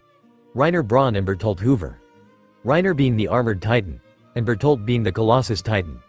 I stared at her as she breathed in heavily before releasing the air from her lungs. It was as if a heavy weight had been lifted from her shoulders. If I remember correctly, my clone made contact with them within the HQ at Trost. My mind went back to when I helped Armin make it to the HQ safely. I wonder how the Scouting Corps has been faring since the outbreak, and there is nobody else, it's only as another. Someone above Reiner and Bertolt, but I never met him. She then looked to the side in annoyance. Or I don't remember. Just like everything else. You'll find the life that you've lost. Just give it time. Annie's annoyed look slowly changed to that of a small smile as we both continued looking out over the water. We remained like this for some time, simply basking in the sun and breathing in the fresh lake air. It was nice. So where to next? Annie asked. In a rush. Annie chuckled at my words. No, but normally you are. I thought maybe you'd be in a rush to get moving again. I suppose you're right, but for now let's rest a bit. I think you've earned it. I think we've both earned a little rest. Annie placed her head against the bark of the tree that she had sat against and closed her eyes. Wake me up when you're ready to move. Will do. I responded as I leaned against my tree as well, but a frown graced my features when the Titan's images returned to my mind. Was me being here a mistake? XXXXX Chapter 10. Golden Crossroad.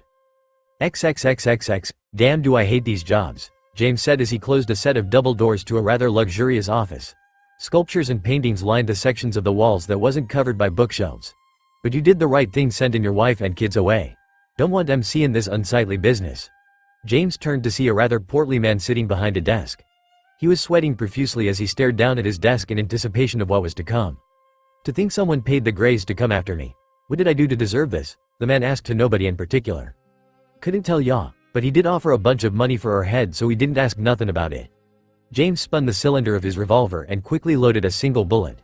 Stopping the motion just as a golden bullet was behind the barrel, James pointed the weapon towards the businessman. Any last words? Will you even remember them if I told you? He responded in disgust, making James chuckle somewhat. Nope, but I found that it makes people feel a little better before they bite the dust. James then clicked back the hammer and took aim. Maybe you can ask em if it made them feel better for me. A loud bang resonated throughout the room, making the birds on the rooftops flutter about in panic. James stayed like this for a moment, simply pointing his smoking revolver at the now dead businessman before slowly placing it within its holster on his hip. He took a deep sigh and fell back into one of the chairs in the corner of the room. Leaning his elbows on his knees, the Grey covered his face in his hands. I hate this job, you know, killing people that is. Every time I shoot someone it takes a little of me with it. James looked up to the dead body of the businessman and found that it hadn't moved, much to the gunslinger's relief. A mercenary ain't a good occupation for a family man, but someone like you wouldn't know anything about that. You're just an honest man that looked at some powerful people the wrong way. James stood and walked over the side of the desk where a window was built into the wall. The city street outside made it known to him that he was still inside the city of Yarkle. I'm sorry for the pain I've put on our family. Hopefully they'll learn to forget like the rest of us. Not 5 seconds later the door to the room burst open revealing 3 military police brandishing their weapons. Everyone on the ground. A woman shouted, clearly the squad leader, but all that met them was a dead body and an open window. James landed on the roof of the nearby building before glancing back at the window he had just departed from. The job was done. Now all he needed to do was lay low for a while and leave the city once the military police quieted down. Zipping across the roofs of the city, James was abruptly halted when a shadowy figure landed before him. It was dark out and the only light came from the street lights behind the dark mantle. How can I help ya? James asked as his hand hovered over his revolver on his hip. You, the voice was feminine, but this didn't help the Grey in learning who stood before him. You're a Grey. James's eyes narrowed as he stared at the girl. And you're a soldier, ain't ya? So I finally found one. The dark mantle lowered her hood to reveal dark orange hair and blazing emerald eyes. You're going to answer a few of questions. Oh, and what are those questions, little lady? Does the name, Naruto, ring any bells? It could, depending on the price. James replied with a grin. The soldier only growled as she stared down the Grey. Got a name, soldier girl? Petra. Well, Petra, if you don't mind I'm a little busy, but if you want to tag along I'm sure we can come to some form of agreement. With that the two shot off towards the inner workings of the city. Landing in an alleyway James glanced around before returning his attention to the soldier. Now, you said something about Naruto? The Angel of Death, that the rumor mill has coined him? Now why would a lone Survey Corps soldier like yourself want information on someone like him? I'm not here to shout out my mission to some random Grey. Do you have any information on Naruto or not? With each passing word Petra's temper grew larger and larger. James lifted his hands up in mock surrender. Now hold horses, little lady. I ain't here to pry, but we Greys need to know about our patrons before we take a job or sell information. I thought you scum would take any job for the right price. If Petra's harsh words had any effect on James, then she couldn't see it. And normally we do, but you see, we don't just sell information on friends for nothing. Petra's eyes narrowed at the Grey's words. Friends? Is that what Naruto is to these mercenary scum? Calming herself, Petra continued. Fine. What do you need for your assistance? What indeed? James looked into the air as he thought over what to ask. Money, for one, and the reason for seeking out the most notorious man in the kingdom. How much money? Depends on the information. Petra wanted to punch the Grey, but restrained herself. But first you have to tell me why you want to know about our resident Titan Slayer. Petra looked down to the cobbled alleyway for a moment as she thought of a decent response. He must have twisted her insides every which way if you're this hung up on him. Shut up, Petra said in a low and dangerous voice. James only shook his head at the threat. While he didn't know why this single Survey Corps soldier was so interested in Naruto, it didn't take a genius to understand that Petra had a personal stake with the blonde. Naruto turned his back on humanity when he obstructed our operations in Stahis, and now he's even more notorious within the military when he assisted you Greys in defending your base in the southeastern swamps. James simply furrowed a brow with his arms crossed, clearly amused at the heated words coming out of Petra's mouth. While common knowledge within the Greys and military, most of the population doesn't know of Naruto's current relationship with the military, since the operation within Stahis was publicly stated to be a success that brought to light that there were hybrids amongst the populace while the attack on their base was held under lock and key. Petra was growing more heated by the second, but a sigh escaped the Grey's lips. The soldier looked up to see James rubbing the back of his neck. Look, I got the feelin' I know what you're wantin' to ask, but are too afraid to ask it. That, or you've got orders tellin' you not to. Petra was about to say something, but James spoke before she could. In either case, I can't tell you anything on what he and that blonde MP are doing, but I can show you where I last saw M. How can I trust you? If gonna pay the tab, then I ain't got no reason to not show ya. Petra's hard stare made the man sigh once again. Just call it a gut feelin', I suppose. That's it? You're just going to accept the money and sell out your friend? With a shrug of his shoulders, James turned around and began walking towards the street beyond. Like I said, just a gut feelin'. XXXXX, did I make you proud, Dad? Did I bring happiness to the world like you did? No matter what happens, I'll always look up to you. I smashed my hand into a nearby tree, making its bark creak under the pressure. To kill your own child like that? Who would have thought you'd do such a horrible thing? My eyes snapped to the shade as she walked alongside me through the giant forests around the misty lake at the southwestern area of the kingdom. What? Not going to answer. Do you remember what I told you down in the dungeon? The lavender and crimson-eyed shade frowned at my words. I do, but that won't stop us from trying to get back the Naruto-kun that we know and love. Then you were a fool. I turned away to see Annie further ahead, giving me a concerned look. What? Was tea, but I simply passed by her without a word. Annie stared at my back as we continued to shift through the dense forest. Finally, she jogged up to my side and looked over to me. Sorry. Don't be. I'm not blaming you for anything. Still, we sank back into silence once again when it was clear that I wanted to drop the topic. I think you're scaring her. The shade commented as she hovered around Annie, observing the girl in interest. I ignored the shade and kept my eyes trained forward, much to its annoyance. You can't ignore us forever. One day you'll come back to us. With that, the shade disappeared into the depths of my crumbling subconscious. Maybe one day I will return to where this figment of my madness describes, but not yet. Not when there was still work to be done. If you need anything. Annie's voice pulled me from my thoughts. Just let me know. I'm here for you. After another bout of silence, I finally answered.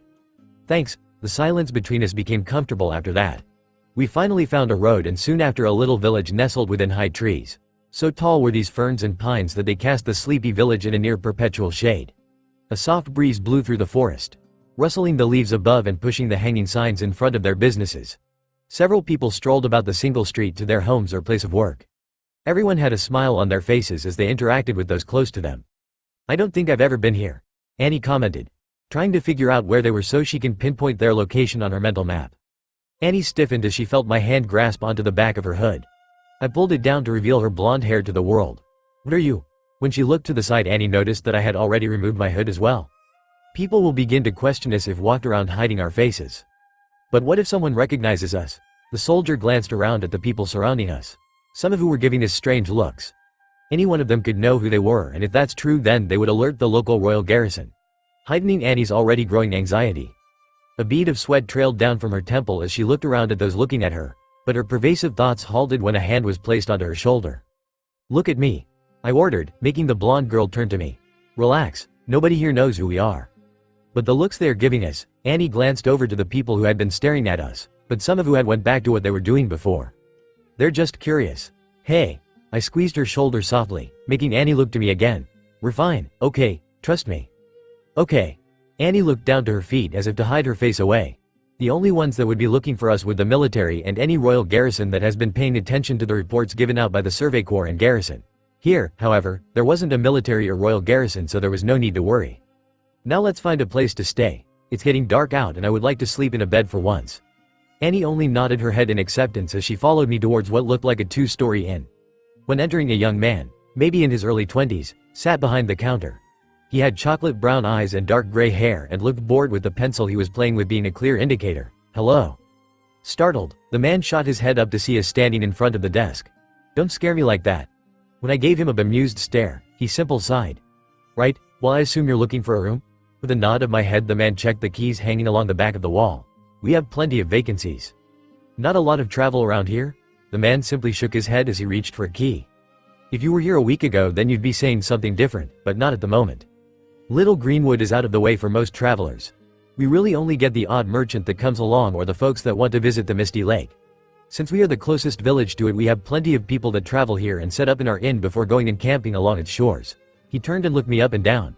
"I'm assuming that's what you were doing. Most people have already returned and are on their way home because fall is just around the corner."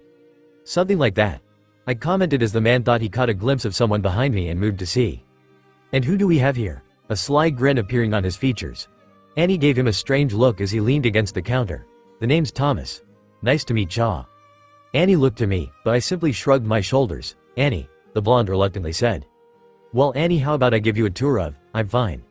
Don't be so quick to dismiss my offer. There are so many little places that may surprise you." I said I'm fine. Annie returned, a little more heated. Seeing that Thomas was going to persist, I pulled Annie into a sideways hug, who stiffened initially but eventually relaxed. "Sorry, but my little sister can be distrusting to those we first meet," I commented. "Oh, you're her brother. I can see the resemblance. What the hell?" and I thinking, hitting on his sister right in front of him. "Wait, she's a soldier? What have I gotten myself into?" "Mind if we get 2-1? Annie interjected. I sent her a curious look before continuing. "One room?" Thomas looked between us, but shrugged. "Sure, but we only have single bedrooms. Are you sure that's okay?" Thomas asked. "That's fine," Annie said before taking the key from Thomas's hand and marched up the steps. "Thank you," I stated before following Annie up the stairs. Finding the open door, I move see the girl removing her gear. "Everything okay?" "I'm fine," she replies as I lean against the doorframe. My blank expression must have held something because Annie made an audible humph before turning away. "It's just that, she closed her eyes and tried to best voice her words. Seeing her struggle, I let out a sigh and shook my head. "Annie." Her name made her turn towards me. "I can guess what the issue is here, but I don't want to pry. We both have our issues, and we both know that about each other. I just want you to know that, no matter what happens, I won't be going anywhere." A small, soft smile spread across Annie's features. Her hands, previously clenched in deep thought, released themselves. "Because you'll have my back as long as you have mine, right?" I nodded my head at her words. "Now let's grab something to eat and I'll let Thomas know we'll need a cot," I said as I turned to leave through the doorway. "Right. I'm starving," Annie replied before following me down the steps. After asking Thomas for a cot, we returned to the streets and began looking around for a place to eat. There wasn't much here, a couple of family diners and a bar, so we decided to slip into one of the diners for dinner. After ordering, I glanced at Annie's clothes, much to her slight embarrassment. "What are you looking at? You only have your military uniform, right?" Annie's head bobbed up and down in affirmation. "You need a new set of clothes." "What's wrong with my military uniform? If you want to blend in, then you'll need some civilian clothing. The cloak is fine, since you can pass that off for a rain cloak, but the uniform needs to be hidden." I bulled on when I knew she went to object. "And no, you can't always wear your cloak to hide your uniform." Annie grumbled something under her breath, but nodded her head after a moment. "I'm not wearing a dress. Whatever you want to wear, as long as you can blend in." "And you, are you going to change?" I looked down at my clothes and thought. I've been wearing the same clothes for a long time, changing now. "No, I think I'll stick with what I got. Why not? People might recognize your black cloak." "They are, guess." I tugged a little on the fabric, making the ensemble shift slightly. Annie noticed and simply nodded her head in understanding. "Fine, we'll go clothes shopping after we eat," Annie begrudgingly said. "And here we are. I hope you two enjoy." The waiter said after placing our plates of food in front of us. He quickly left to give us some privacy. As we ate, I could tell Annie was trying to say something. I furrowed my brow as I watched her attempt to bring something up, but was purposely holding herself back. Something on your mind? It's just, I'm still in shock at how old you are. I tilted my head just to the side and thought. Taking my silence for something else, Annie went to repair the faux damage that was done. It's not that I don't believe you, because I do. It's just far-fetched, crazy. Annie blinked as a small smile graced my features. Yeah, I understand. Why do you think I haven't told anyone? I'm the first one? Annie asked, slightly surprised. Well, not the first one. Appearing next to Annie was the shade from before. The first one in a long time.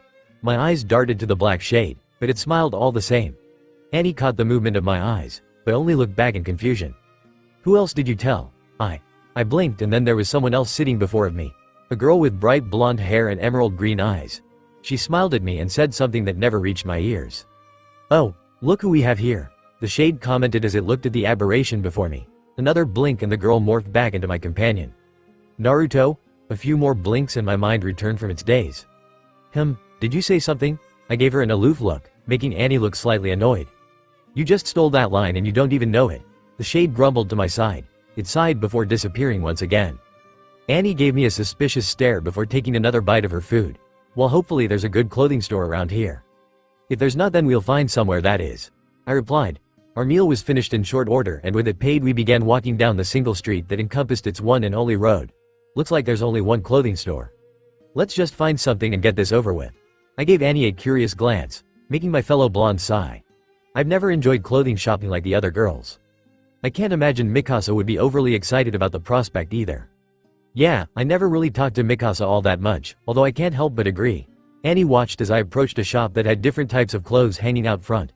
Pants, skirts, dresses, shirts, all of different colors were on display. I don't even know what would look good on me. Don't look at me. I've been living outside the walls and fashion tends to change quickly. Looking around, I saw a few people strolling down the street, but none of them Annie's age. I guess we can always just ask.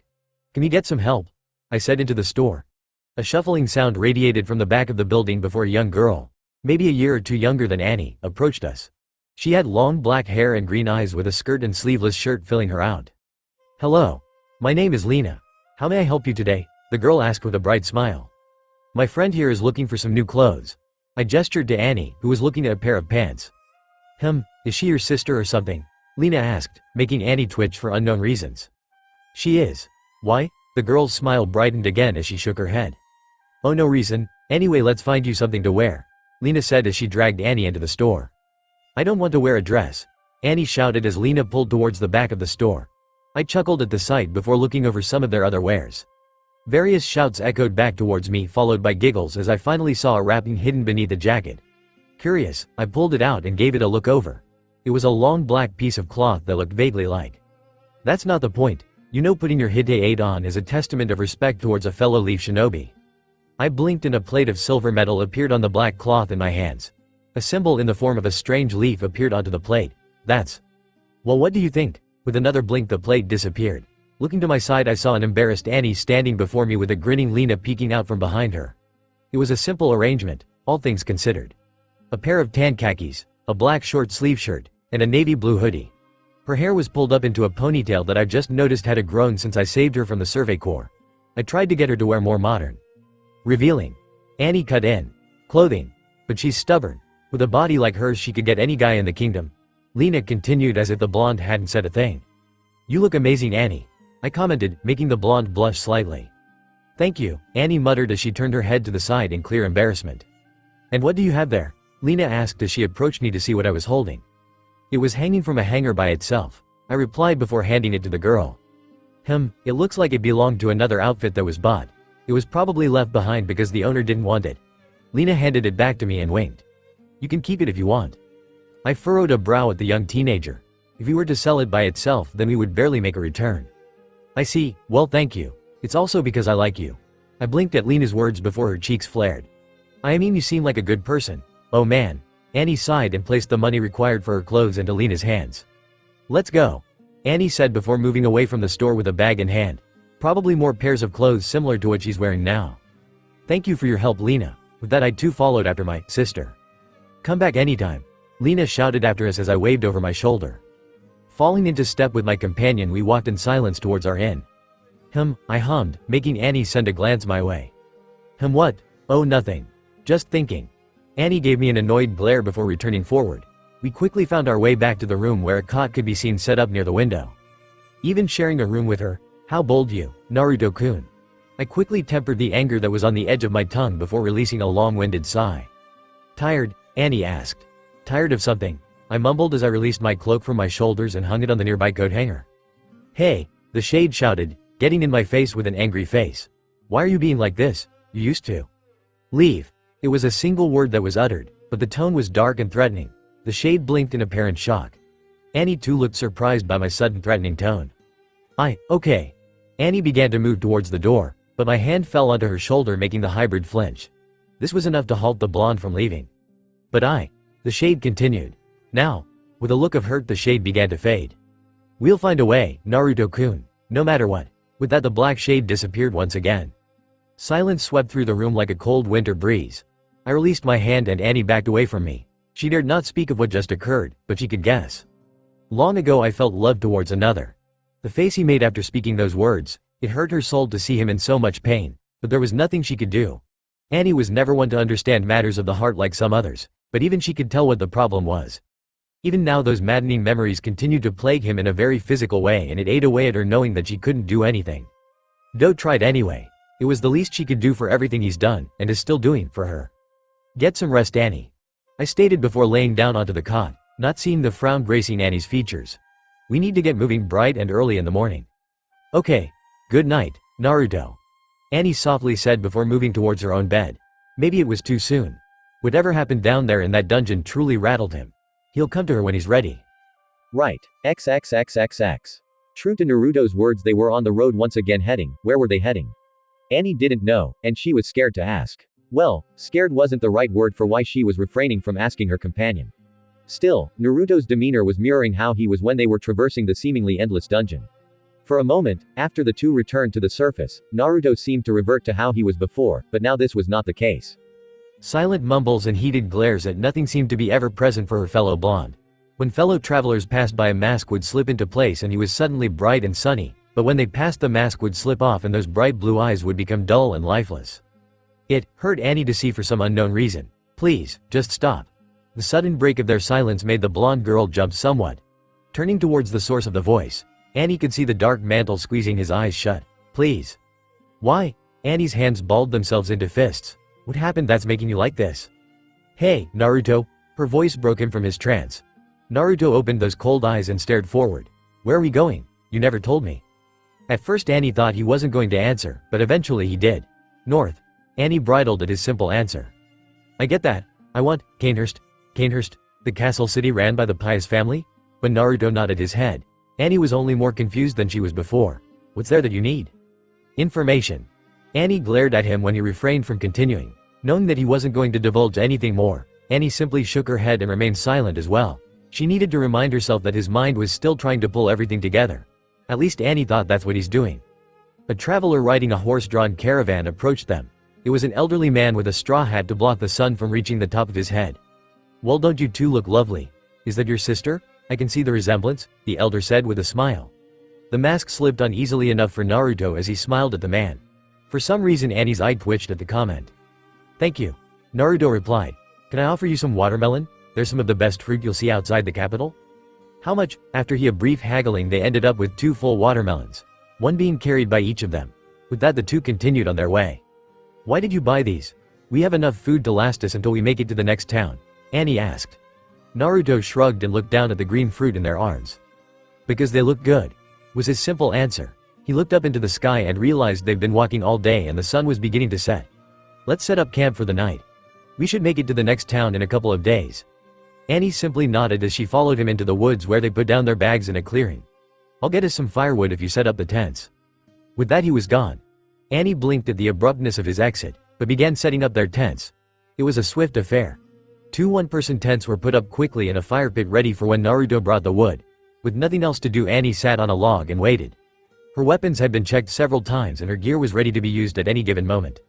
She really needed a hobby. Another 15 minutes passed and Annie was beginning to get worried. Where is he? 10 more minutes passed before she decided to go looking for him. It didn't take her long. A loud slam radiated throughout the woods, making the hybrid move towards the source of the noise. "You're dead. Why do you even care?" Naruto shouted, making Annie slip behind a tree before she could announce herself. A breath of silence washed over him. "That is the worst reason that I've ever heard. All I want is to be left alone. Why can't you do that?" A breeze blew through the forest, shifting his cloak ever so slightly. "So stubborn. The Naruto you knew is gone. He stopped mid-sentence as he stared into this phantom that haunts him so. "It doesn't matter. I only have one reason for existing." The breeze stopped and he hung his head and shook it weakly. "If you truly are a figment of my madness, then you should know what that reason is. You have one reason for existing, Annie Lenhart. One reason. Complete this mission and we will welcome you into the fold. If you fail." With that he bent down and picked up the discarded wood and made his way back towards camp. As he passed the tree Annie was hiding behind, Naruto stopped. He stood there for a moment, like he was going to speak, but a soft sigh escaped his lips before he placed a hand onto her head. It was enough to make Annie breath in sharply as the dark mantle softly ruffled her hair before continuing on towards their campsite. Minutes had passed and Annie found she had slid to the dirt ground below. "Why am I crying?" A few tears escaped her eyes as she stared at the ground. A few memories pushing themselves back into her mind. I had made the fire and was staring blankly into the flames when I sensed Annie approach. Keeping my eyes trained on the fire, Annie moved and dropped down onto the log close to me. We sat in silence, with the only noise coming from the bugs and the crackling of the flames. "Naruto," Annie began, finally drawing me to look at her. Had she been crying? She refused to look me in the eye, but even still she was struggling with what to say. "You remember something, don't you?" I commented, making Annie stiff as a board. It was something I said that triggered it. "Yeah, whenever you're ready." I then went back to tending to the fire. A few moments passed before a growl escaped Annie's lips. Then a loud yell as she abruptly stood and kicked one of the watermelons as hard as she could. The green fruit exploded into a shower of pink and rained over an unoccupied portion of the campsite. My eyes followed the young hybrid as she stomped over to a tree and began slamming her fists into its bark. 1, 2, 3, 4. Slowly I stood from my resting point as Annie continued to pummel the poor tree into submission. Her fists soon becoming bloody with her relentless pursuit to expel her frustrations. When Annie went for another punch I softly placed my hand onto her forearm, making the girl freeze. At my new angle I could clearly see the tears trailing down her cheeks. Retrieving a roll of bandages from my cloak, I slowly began wrapping Annie's bloody fists even as her tears continued to fall. "How do why you do it?" Annie asked. I didn't answer at first as I continued to wrap her hands. "How did you bottle it all up?" A sad smile graced my features. "Because my bottle has long since been broken." Finishing the last of the bandages I pulled Annie towards the clearing that was covered in watermelon. "Come here." Annie didn't object, but she was still leaking tears. "Punch me." What? Throw a punch. But I waved her retort away as motioned her to do it. "Indulge me. I'm not really feeling." I was then in front of her with a fist shooting towards the surprised blonde. Her body reacted on pure instinct and blocked the punch aimed at her gut before sending her own towards my grinning face. I ducked the counterattack with the speed of an aged shinobi, but not before swiping my leg out to knock her down. Annie jumped back and re-engaged once again, as I watched my eager partner jump into the fray. For the next hour we threw punches and kicks at one another. The fire was beginning to lose its flame and the clearing was slowly growing darker. When Annie went to go for another bout I held a hand up to stop her. "That's what I wanted to see." Annie blinked in surprise at my words. "See what? That face. That expression when you're doing what you love. You look so happy when you're in the moment. It's nice." Annie sighed and looked away. "I used to be able to hide my emotions so well, you don't even realize it yet, do you?" The hybrid finally met my eyes, my smile still in place. "Realize what? Before you were just following orders. A drone for some master. A husk of who you are, but just now," I gestured towards Annie's rejuvenated form. I couldn't see the female titan. The person standing before me is a proud young woman who pushes herself to be the best fighter in the kingdom and can accomplish anything she puts her mind to. And her name is, new tears formed in the blonde's eyes as she trembled before me, Annie Lenhart. It was like an arrow was let loose from a bow. Her head slammed into my chest and her arms wrapped around my midsection. I brought my arms around her frame just to make sure I didn't lose balance. Her pained cries echoed throughout the forest and her tears stained my cloak, but I only rubbed circles on the small of her back. The fear and anxiety of the unknown racked her body with each heave of her pained lungs. Who she was before, and what she might become in the future. It's a challenge that we all face and are apprehensive to stand up to. The only thing I can do for her now. Remember, Annie finally smiled against my chest as her tears finally subsided. "I'll have your back, as long as you have mine." I finished. With one last squeeze Annie removed herself and for the first time since we met a genuine smile graced her features. Thank you. Anytime. I replied before walking to the campfire. Now let's make some food and eat that watermelon. Sure, and I'll let you know what I remembered. Sounds good. XXXXX. Learn to control it, Eren. Your powers are going to be the linchpin to our plans. Zoe shouted as she continued to push the hybrid to his limits. From afar, Mikasa and Armin watched as Zoe, along with several Oversurvey Corps members, trained Eren in his abilities. You fight purely based on instinct. There's no refinement to your attacks or style. Mikasa's eyes narrowed, and the grip on her sheathed sword tightened. That day continued to haunt her. To be so utterly suppressed hurt her ego, sure, but more importantly it left Eren vulnerable. If that black-mantled bastard wanted to, he could have killed Eren right in front of her, and there was nothing she, nor anyone else, could have done about it. Mikasa. Armin stated, shaking the girl from her thoughts. Did you need something? Mikasa asked, not taking her eyes off Eren, who once again attempted to transform. Levi gave Petra the green light to search for Naruto. Mikasa frowned at this thought. Since the incident at Stahas, Petra has been a mess. One blow after another caused this shift in personality. From happy and upbeat to quiet and isolated. Maybe it was for the best that Levi let her search for Naruto. She was of little use the way she was now. In truth, Mikasa would have volunteered to join her in the search for Naruto and Annie, but Levi would have certainly shot that down. Besides, then show me you have the strength to stop me. Gritting her teeth, an image of Eren and Armin laying on the ground defenseless appear in her head. I expected more from you, Mikasa. The way he said it, the more Mikasa thought about it, the way he spoke was more attuned to disappointment in a child than Naruto simply verbally harassing her. No, Mikasa had to train and stay near her friends if they are to be protected from their enemies in both the government and Naruto. She wouldn't have offered to accompany Petra even if she asked. I see, his orders were to survey, but not approach, Armin stated with a serious expression. It was a mission that she will probably fail in completing. Probably. The kingdom is a massive place. Finding a couple of people would take a long time if. No, Petra will more than likely find them, but she will fail to follow Levi's order to not approach them. Mikasa stared at Armin for a moment. Would she truly disobey a direct order from her superior? It's hard to believe that Petra would do such a thing based on past experience, but she's lost much since Mikasa has met her. If she does, then they'll kill her. Armin never responded, but kept his hardened stare at the training before them. What's going through your mind, Armin? Out of everyone here you seem to think that Naruto has some redeemable factor. What is it you see in him? Mikasa thought before returning her gaze forward. And for now, Armin would remain silent. There was something about the mysterious figure that was Naruto that continued to plague his mind, but what was it? Why help them only to turn his back on humanity? Humanity itself seems to be dividing itself anew with the conspiracy against the Survey Corps. What of the nobility and their stance on the rising tensions within the factions of the military? For the moment they stayed silent on the issue, but for how long will that last? Shaking his head of these various questions, Armin knew that the only thing that mattered at this moment was to complete the objective set before them, and both Historia and Eren are crucial pieces to this ever-changing puzzle. XXXXX. Over the course of the next few days, we had passed through a couple of small villages that reminded me of Greenwood on our way north.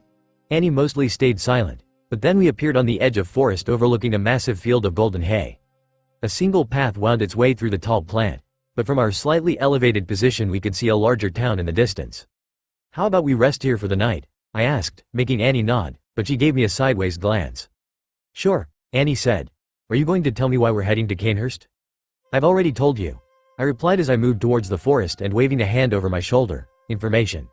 What kind of info? With that I disappeared into the forest. Annie looked to the ground and shook her head. A whisper leaking of her mouth when she thought I was out of earshot. When will you trust me like I trust you? On the other side of a tree I frowned at her words as I listened to the young hybrid set up camp a ways away from the trail. Little did she know that my trust in her wasn't the problem, at least not at the moment. No, it was my trust in myself that I was worried about. Picking up the needed firewood I returned to camp to see Annie moving through some cicadas. Starting the fire, Annie just realized I was there when the bundle of wood began lighting up the surroundings.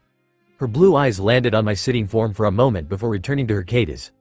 There was a slight tension in the air, but I refrained from saying anything. Finally the blonde hybrid sat down for dinner once I finished the stew. A simple vegetable mix with some spices that I picked up. She looks to be on edge. The shade commented after appeared beside me. You're making her uncomfortable. I can only imagine why. My constant bickering with myself is certainly not improving my relationship with my traveling companion, but there was little I could do to alleviate the issue. Annie is curious about why we're returning to Canehurst, but I can't tell her. Not yet anyway. There's still so much to unpack, and the information within that castle may be the next step to shedding some light on this mystery. You don't trust me, not completely anyway. Do you? Annie asked into the darkness of the clearing.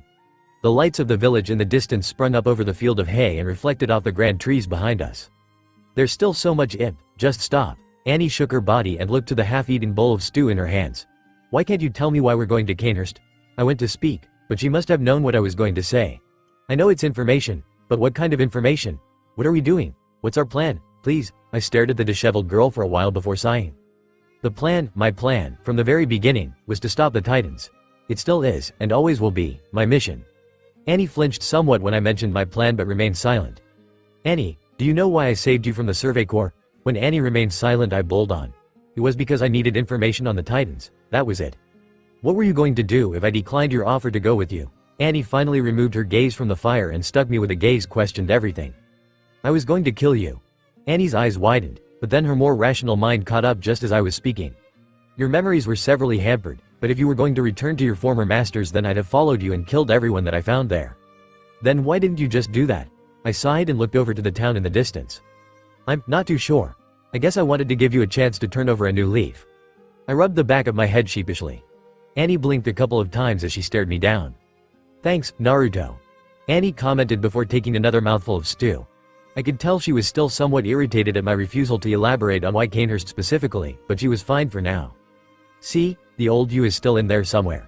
You can't run away from it forever. The shade said with a soft smile. I only wish that you would trust others like you used to. If only it were that easy. Trust is what got me into this situation in the first place, but I took Annie in so I had to take responsibility for my actions. She was alone in this world with the military looking for her, and with her distrust of her former hybrid comrades. There was no one else the blonde hybrid could turn to. XXXXX the next morning came quick and we were moving just before the sun crested the horizon. Our walk down the winding path started dull until the sun moved over the tree line and bathed the hay with an early morning light. A soft breeze brushed through the field, shaking the crops and making a rustle amongst the barren path towards the town of Schlier. It was peaceful, and the smell of the fresh crops around us brought me back to a similar time. No Titan threat.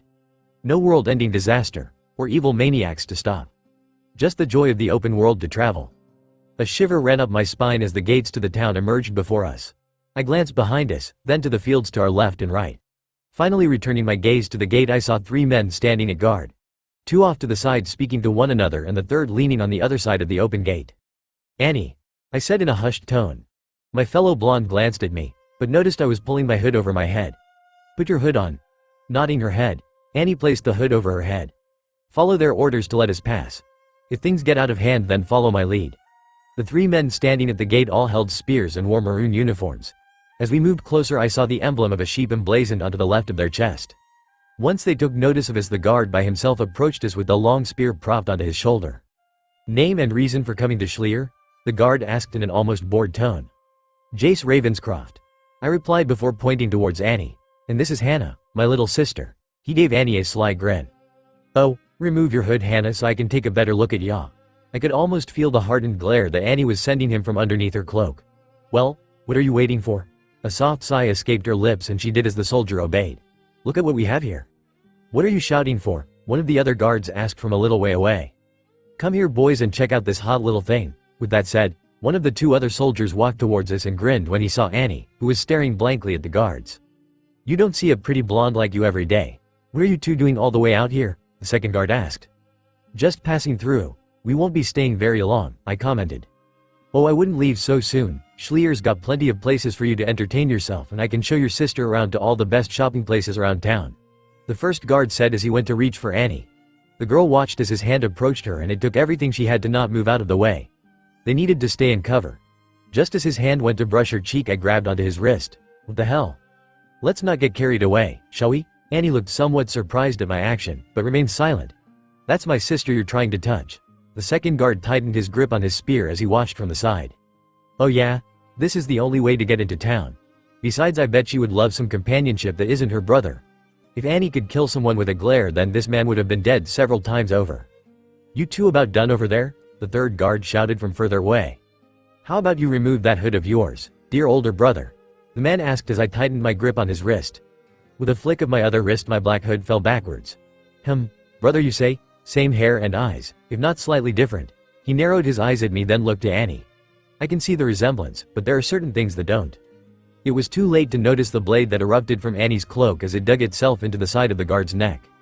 What the hell? The second guard off to the side shouted as he fumbled with his spear. Blood sprayed over the path as I kicked the first guard away while grabbing his spear that was falling to the ground. Just as the surprised guard went to present his spear, I threw the sharpened blade into his head. An audible crunch met my ears as the man fell backwards against the dirt. Annie had shot towards the third guard, who had snapped out of his surprises state and was moving towards the guardhouse behind the wall. 3D maneuver gear propelled her towards his retreating back. The man reached for a lever, but the hybrid swords pierced his back. Stumbling forward, the man crashed into the lever and yanked it down. The blazing screech of a loud red flare shot into the air. I stared up at the red orb that hung in the morning air. Looking back down, there were two people staring at us with wide eyes. Annie moved to the man who had wished to take advantage of their travels. Satisfied, when she didn't respond, I glanced at my fellow blonde to see that she was gripping her swords tightly. I could see more guards running down the street towards the gate from the local barracks further within town. Come on. My hand was softly placed onto her back, and she tensed at my touch, but she knew what we needed to do now. Either we stay and kill more guards, or we flee. It was an easy choice to make. We shot east into the field of hay just as the guards arrived at the gate. They're escaping into the fields. Get more men, and their words became muffled as we pushed further into the sea of golden crops. We didn't stop for what seemed like hours. Every now and again I looked over my shoulder to see if Annie was still following me, but it was never needed as my companion was hot on my trail. After 15 minutes of running, I realized that the crops had changed from hay to corn. Not that it mattered to me at the moment, but interesting to note. How large was this field of crops?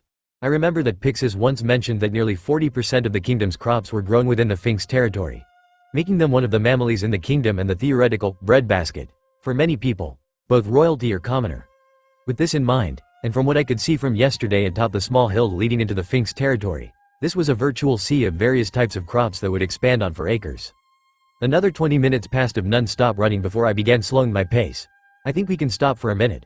There should be enough distance between us and Schlier that they won't pick up on our trail for a while. I glanced towards Annie to see her taking several deep breaths. You okay? The hybrid had her hands on her knees and I couldn't see her eyes because her hair was in the way. I think you wore her out. The shade commented from my side. She's not a shinobi like us, you know. For once we agree on something. I replied. Finally, I thought you were just being mean to me just to get under my skin. Only because you bring back too many memories I would like to avoid remembering. Are we really that painful? Their crimson and pearl eyes looked saddened. Before I could respond, I was tackled to the ground by Annie.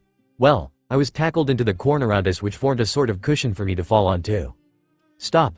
Annie straddled me and gripped onto the collar of my cloak. You have to stop talking to this person. They aren't real, none of it is real. Annie shook my collar, and it was now that I saw her hardened gaze boring into my own. It's your mind playing tricks on you. We are real, you blonde hussy. What the hell is her problem? The shade shouted. I glanced towards the shade and let an annoyed growl. Besides, we're not the only one that's down here. You should see that other one that's still sleeping. There you go again.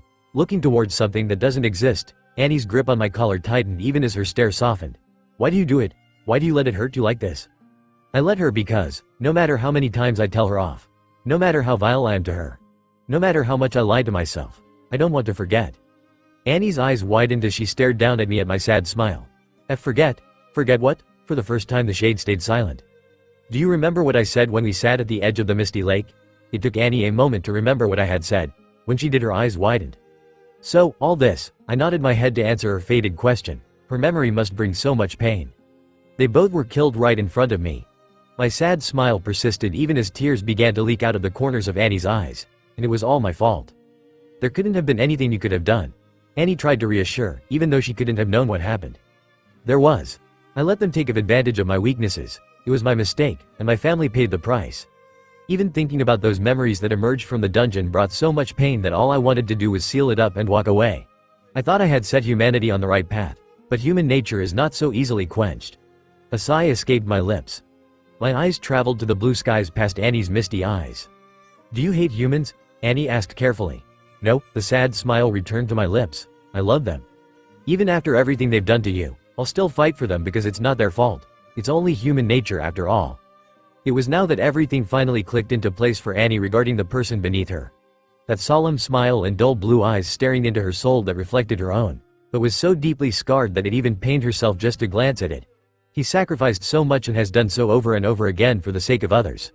With the ability to rule over the world at his fingertips, he instead worked on helping humanity. Even as the last vestige of his mind crumbled around him. Do you want to? Annie knew this was a long shot. She knew that her ability to help in this regard was limited at best, useless at worst, but she had to try. It took a moment for me to respond. The shade was still staring at us in trepidation, and Annie looked to be on edge as well. My bottle was broken. Another sigh escaped my lips as I tried to remember. I can't remember their names or anything beyond the night that it occurred, but I'll try. If she was trying this hard, then the least I can do was trust her with this. And so I told her of the nights that my loved ones were killed right before my eyes. Those visceral images that have been plaguing my mind since we entered that damnable dungeon. Tears leaked down my cheeks, as they did for Annie. By the end of my tale, Annie had strengthened her grip on my collar. I knew what was coming next and prepared for it. The blonde hybrid's arms wrapped around my chest and her head rested on my chest. For nearly 15 minutes we stayed like this. I looked to the side and found that the shade was still there, but had a solemn smile adorning her features. With a gust of wind, the shade disappeared through the stalks of corn that surrounded us. "I want to apologize," I said as my fellow blonde separated from our embrace. "If anyone needs to apologize, then it's me." I shook my head and pushed on. "You've been curious as to why we're going to Canehurst, and while I wish I could tell you, I can't yet." I stood up from where I had been laying to see Annie looking confused. The memories from the Titan in armor had been distorted to a degree. "So, you think there will be something at Canehurst that will shed some more light on what is going on?" I nodded my head at her assumption. If these memories are to be believed, then my insides twisted in a rather painful manner. "No, they're just memories of a Titan that's gone mad, nothing more." "Ready to move?" I asked, making Annie nod her head. "It's not like we just killed 3 guards." "Actually, I wanted to thank you." I furrowed a brow at Annie's words, "for standing up for me." "Anything for my precious sister," I replied, making Annie give me a death glare, but this only brought out a chuckle. I placed a hand onto her back and began pushing her along through the cornfield. "Come on. They're probably still looking for us and I don't want you to kill more guards." That creep deserved it. I could tell that Annie had little issue with the death of those men.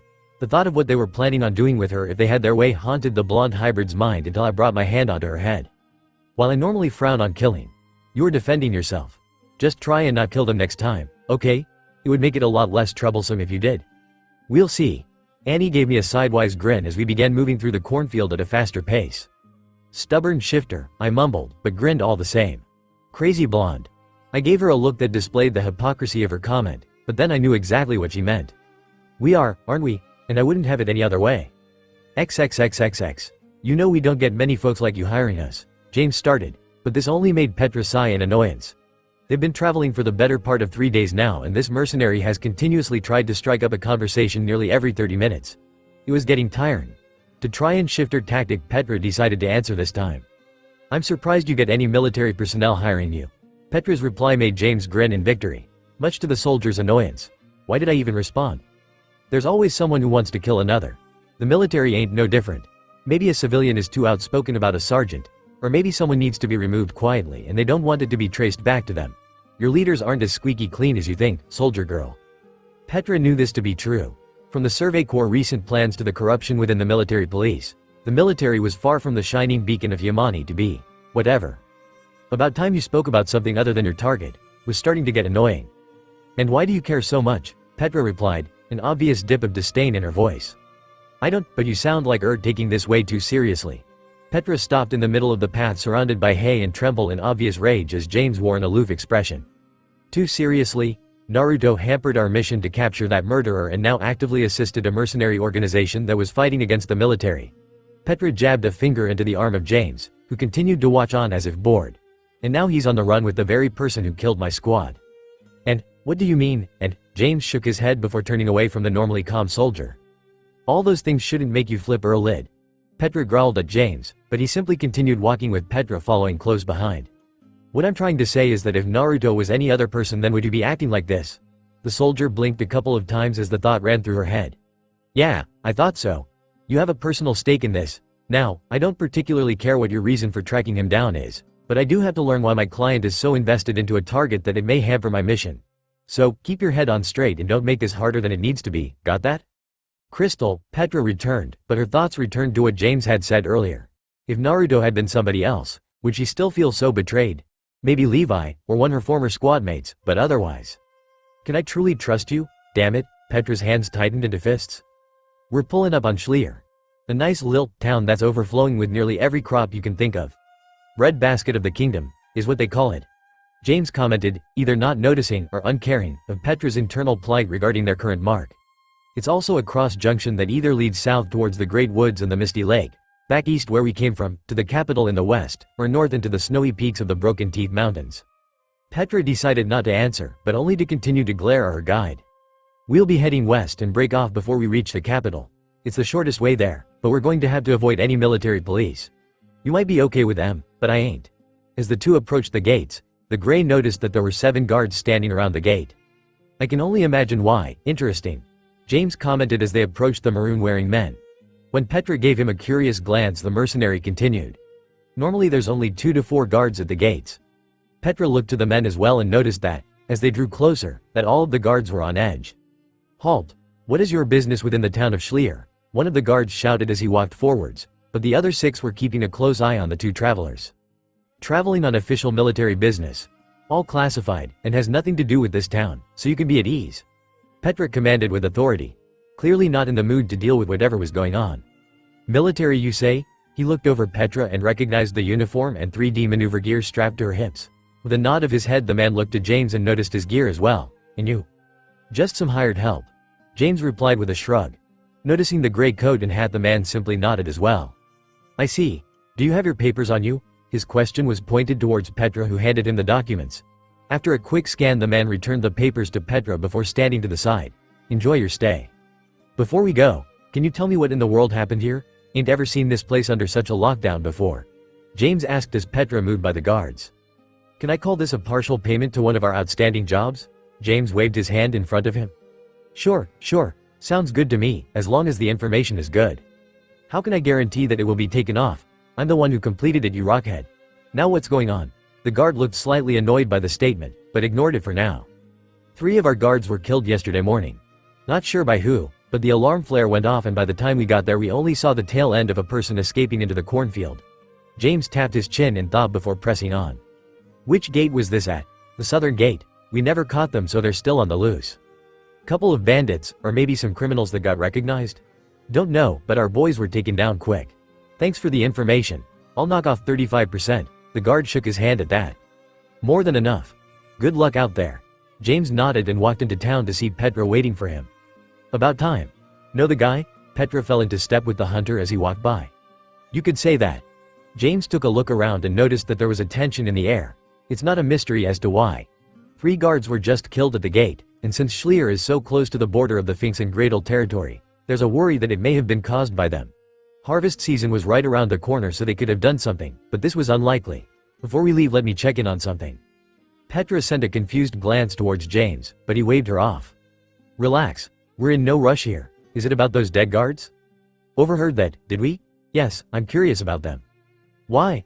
A couple of bandits killed some guards while trying to enter the city. Happens all the time in these remote towns. James shook his head at the comment.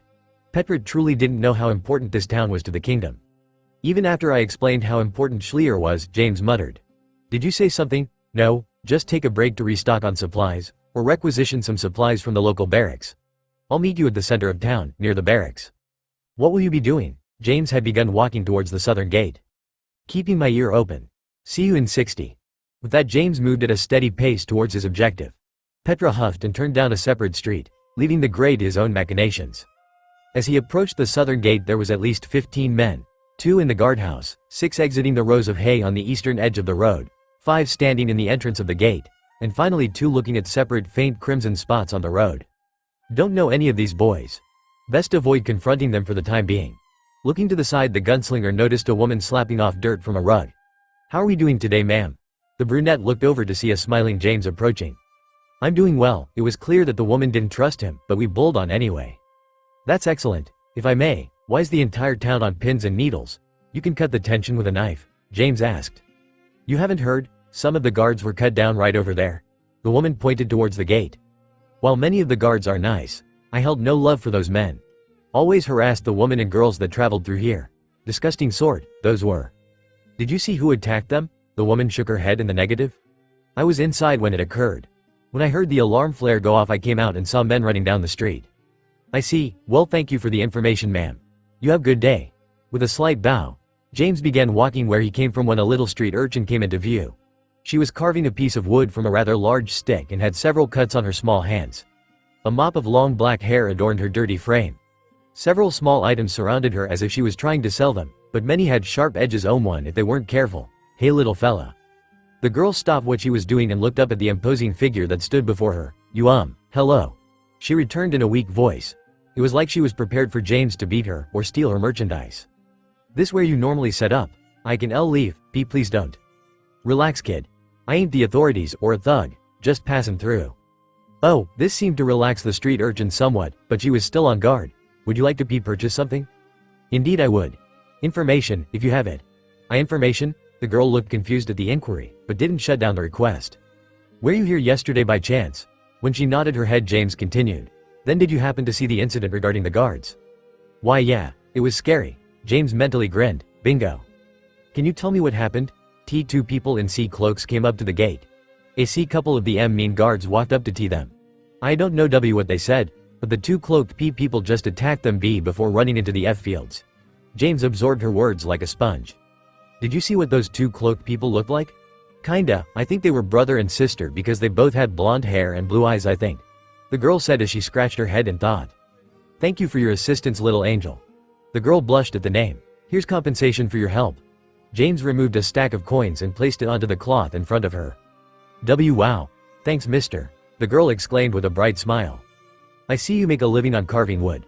I've been trying to raise money to help my little brother. He doesn't feel very good at the moment. James glanced into the alleyway behind her and saw a bundle of cloth leaning against the house beyond. A cough met James' ears, making the man sigh. Damn my bleeding heart. The street urchin gave him a strange look as he pulled out a paper package and handed it to the girl. What's this? Medicine. At that the girl's eyes widened. But I can't accept this. I didn't earn it. Yes, you did. I did? By helping me you've earned it. When she went to refute, James plopped down onto his haunches and opened the package still in the girl's hands. Now give him this much when I leave. Then in 24 hours give him this much. He should be right as rain by the end of the week. When James looked up to see tears leaking from the corners of her eyes. A sniffle was the only warning he had. The street urchin rocketed into his midsection making him lean backwards as she wailed into his coat. Thank you, thank you, thank you. The girl continued to muffle into his coat over and over. Oi, the hell? I got a reputation to uphold here, James shouted back, but the girl never heard any of it. A few of the townsfolk from the side could only smile at the scene before them. A sigh escaped his mouth, finally resigning himself to his situation. Come here you. With some effort James removed the girl from the embrace and placed her onto his lap facing forward. What are you doing mister? Gonna teach ya how to stop hurting yourself. James replied as he grabbed the piece of wood she was carving and the knife. Placing the wood into her hand and the knife in the other, the gray began guiding her along. If you're going to whittle then you best do it properly. Now remember what I'm teaching ya because I'm only gonna show you once, got that? Yes sir, the girl replied, her demeanor as bright as the sun. XXXXX Petra blinked at the strange sight that she had arrived to. The soldier had been waiting at the center of town after obtaining the supplies needed for the next leg of their trip. So she had waited for James to return, but when 30 minutes had passed she became agitated.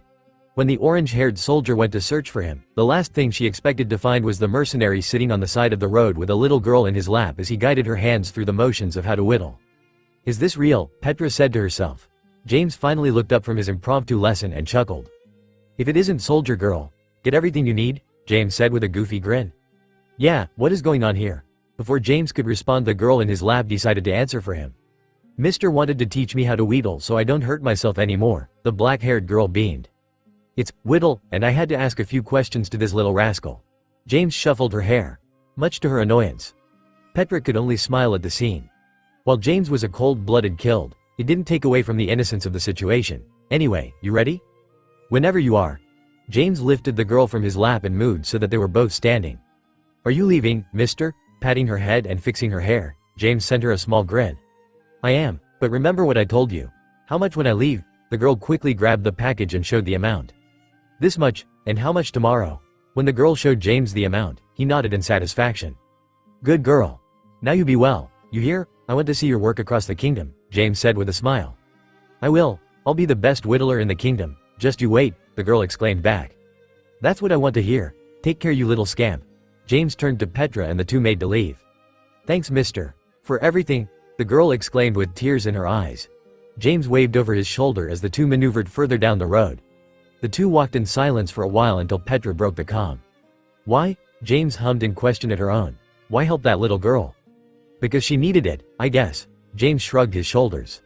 You just don't seem like to the type. Because I'm a gray? Petra nodded her head.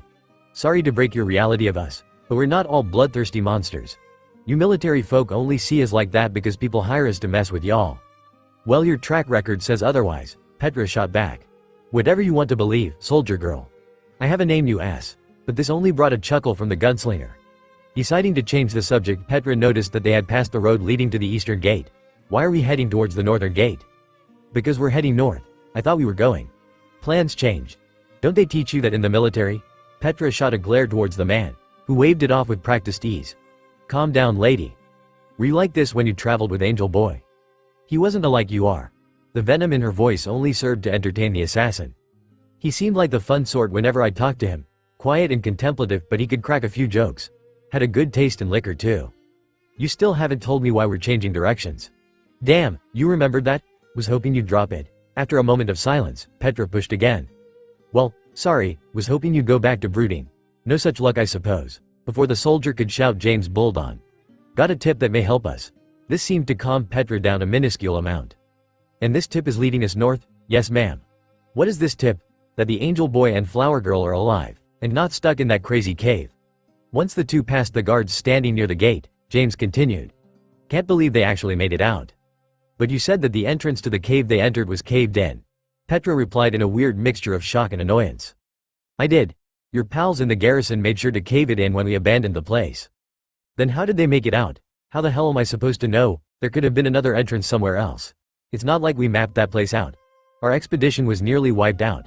James retorted with little bit of heat, making Petra's temper simmer further. What eyes get this irritable? But ever since Naruto swiped the female titan from us, Petra thought. A sad thought passed through her mind. I should have never left him. In either case, we're heading north to make sure this lead is solid. In truth, James was going off a hunch, but his instincts were screaming at him to follow through. Petra remained silent and continued to follow alongside her hired tracker. Back to silently brooding? Works for me, soldier girl. I'm going to kill you when we're done. James could only explode into laughter. XXXXX.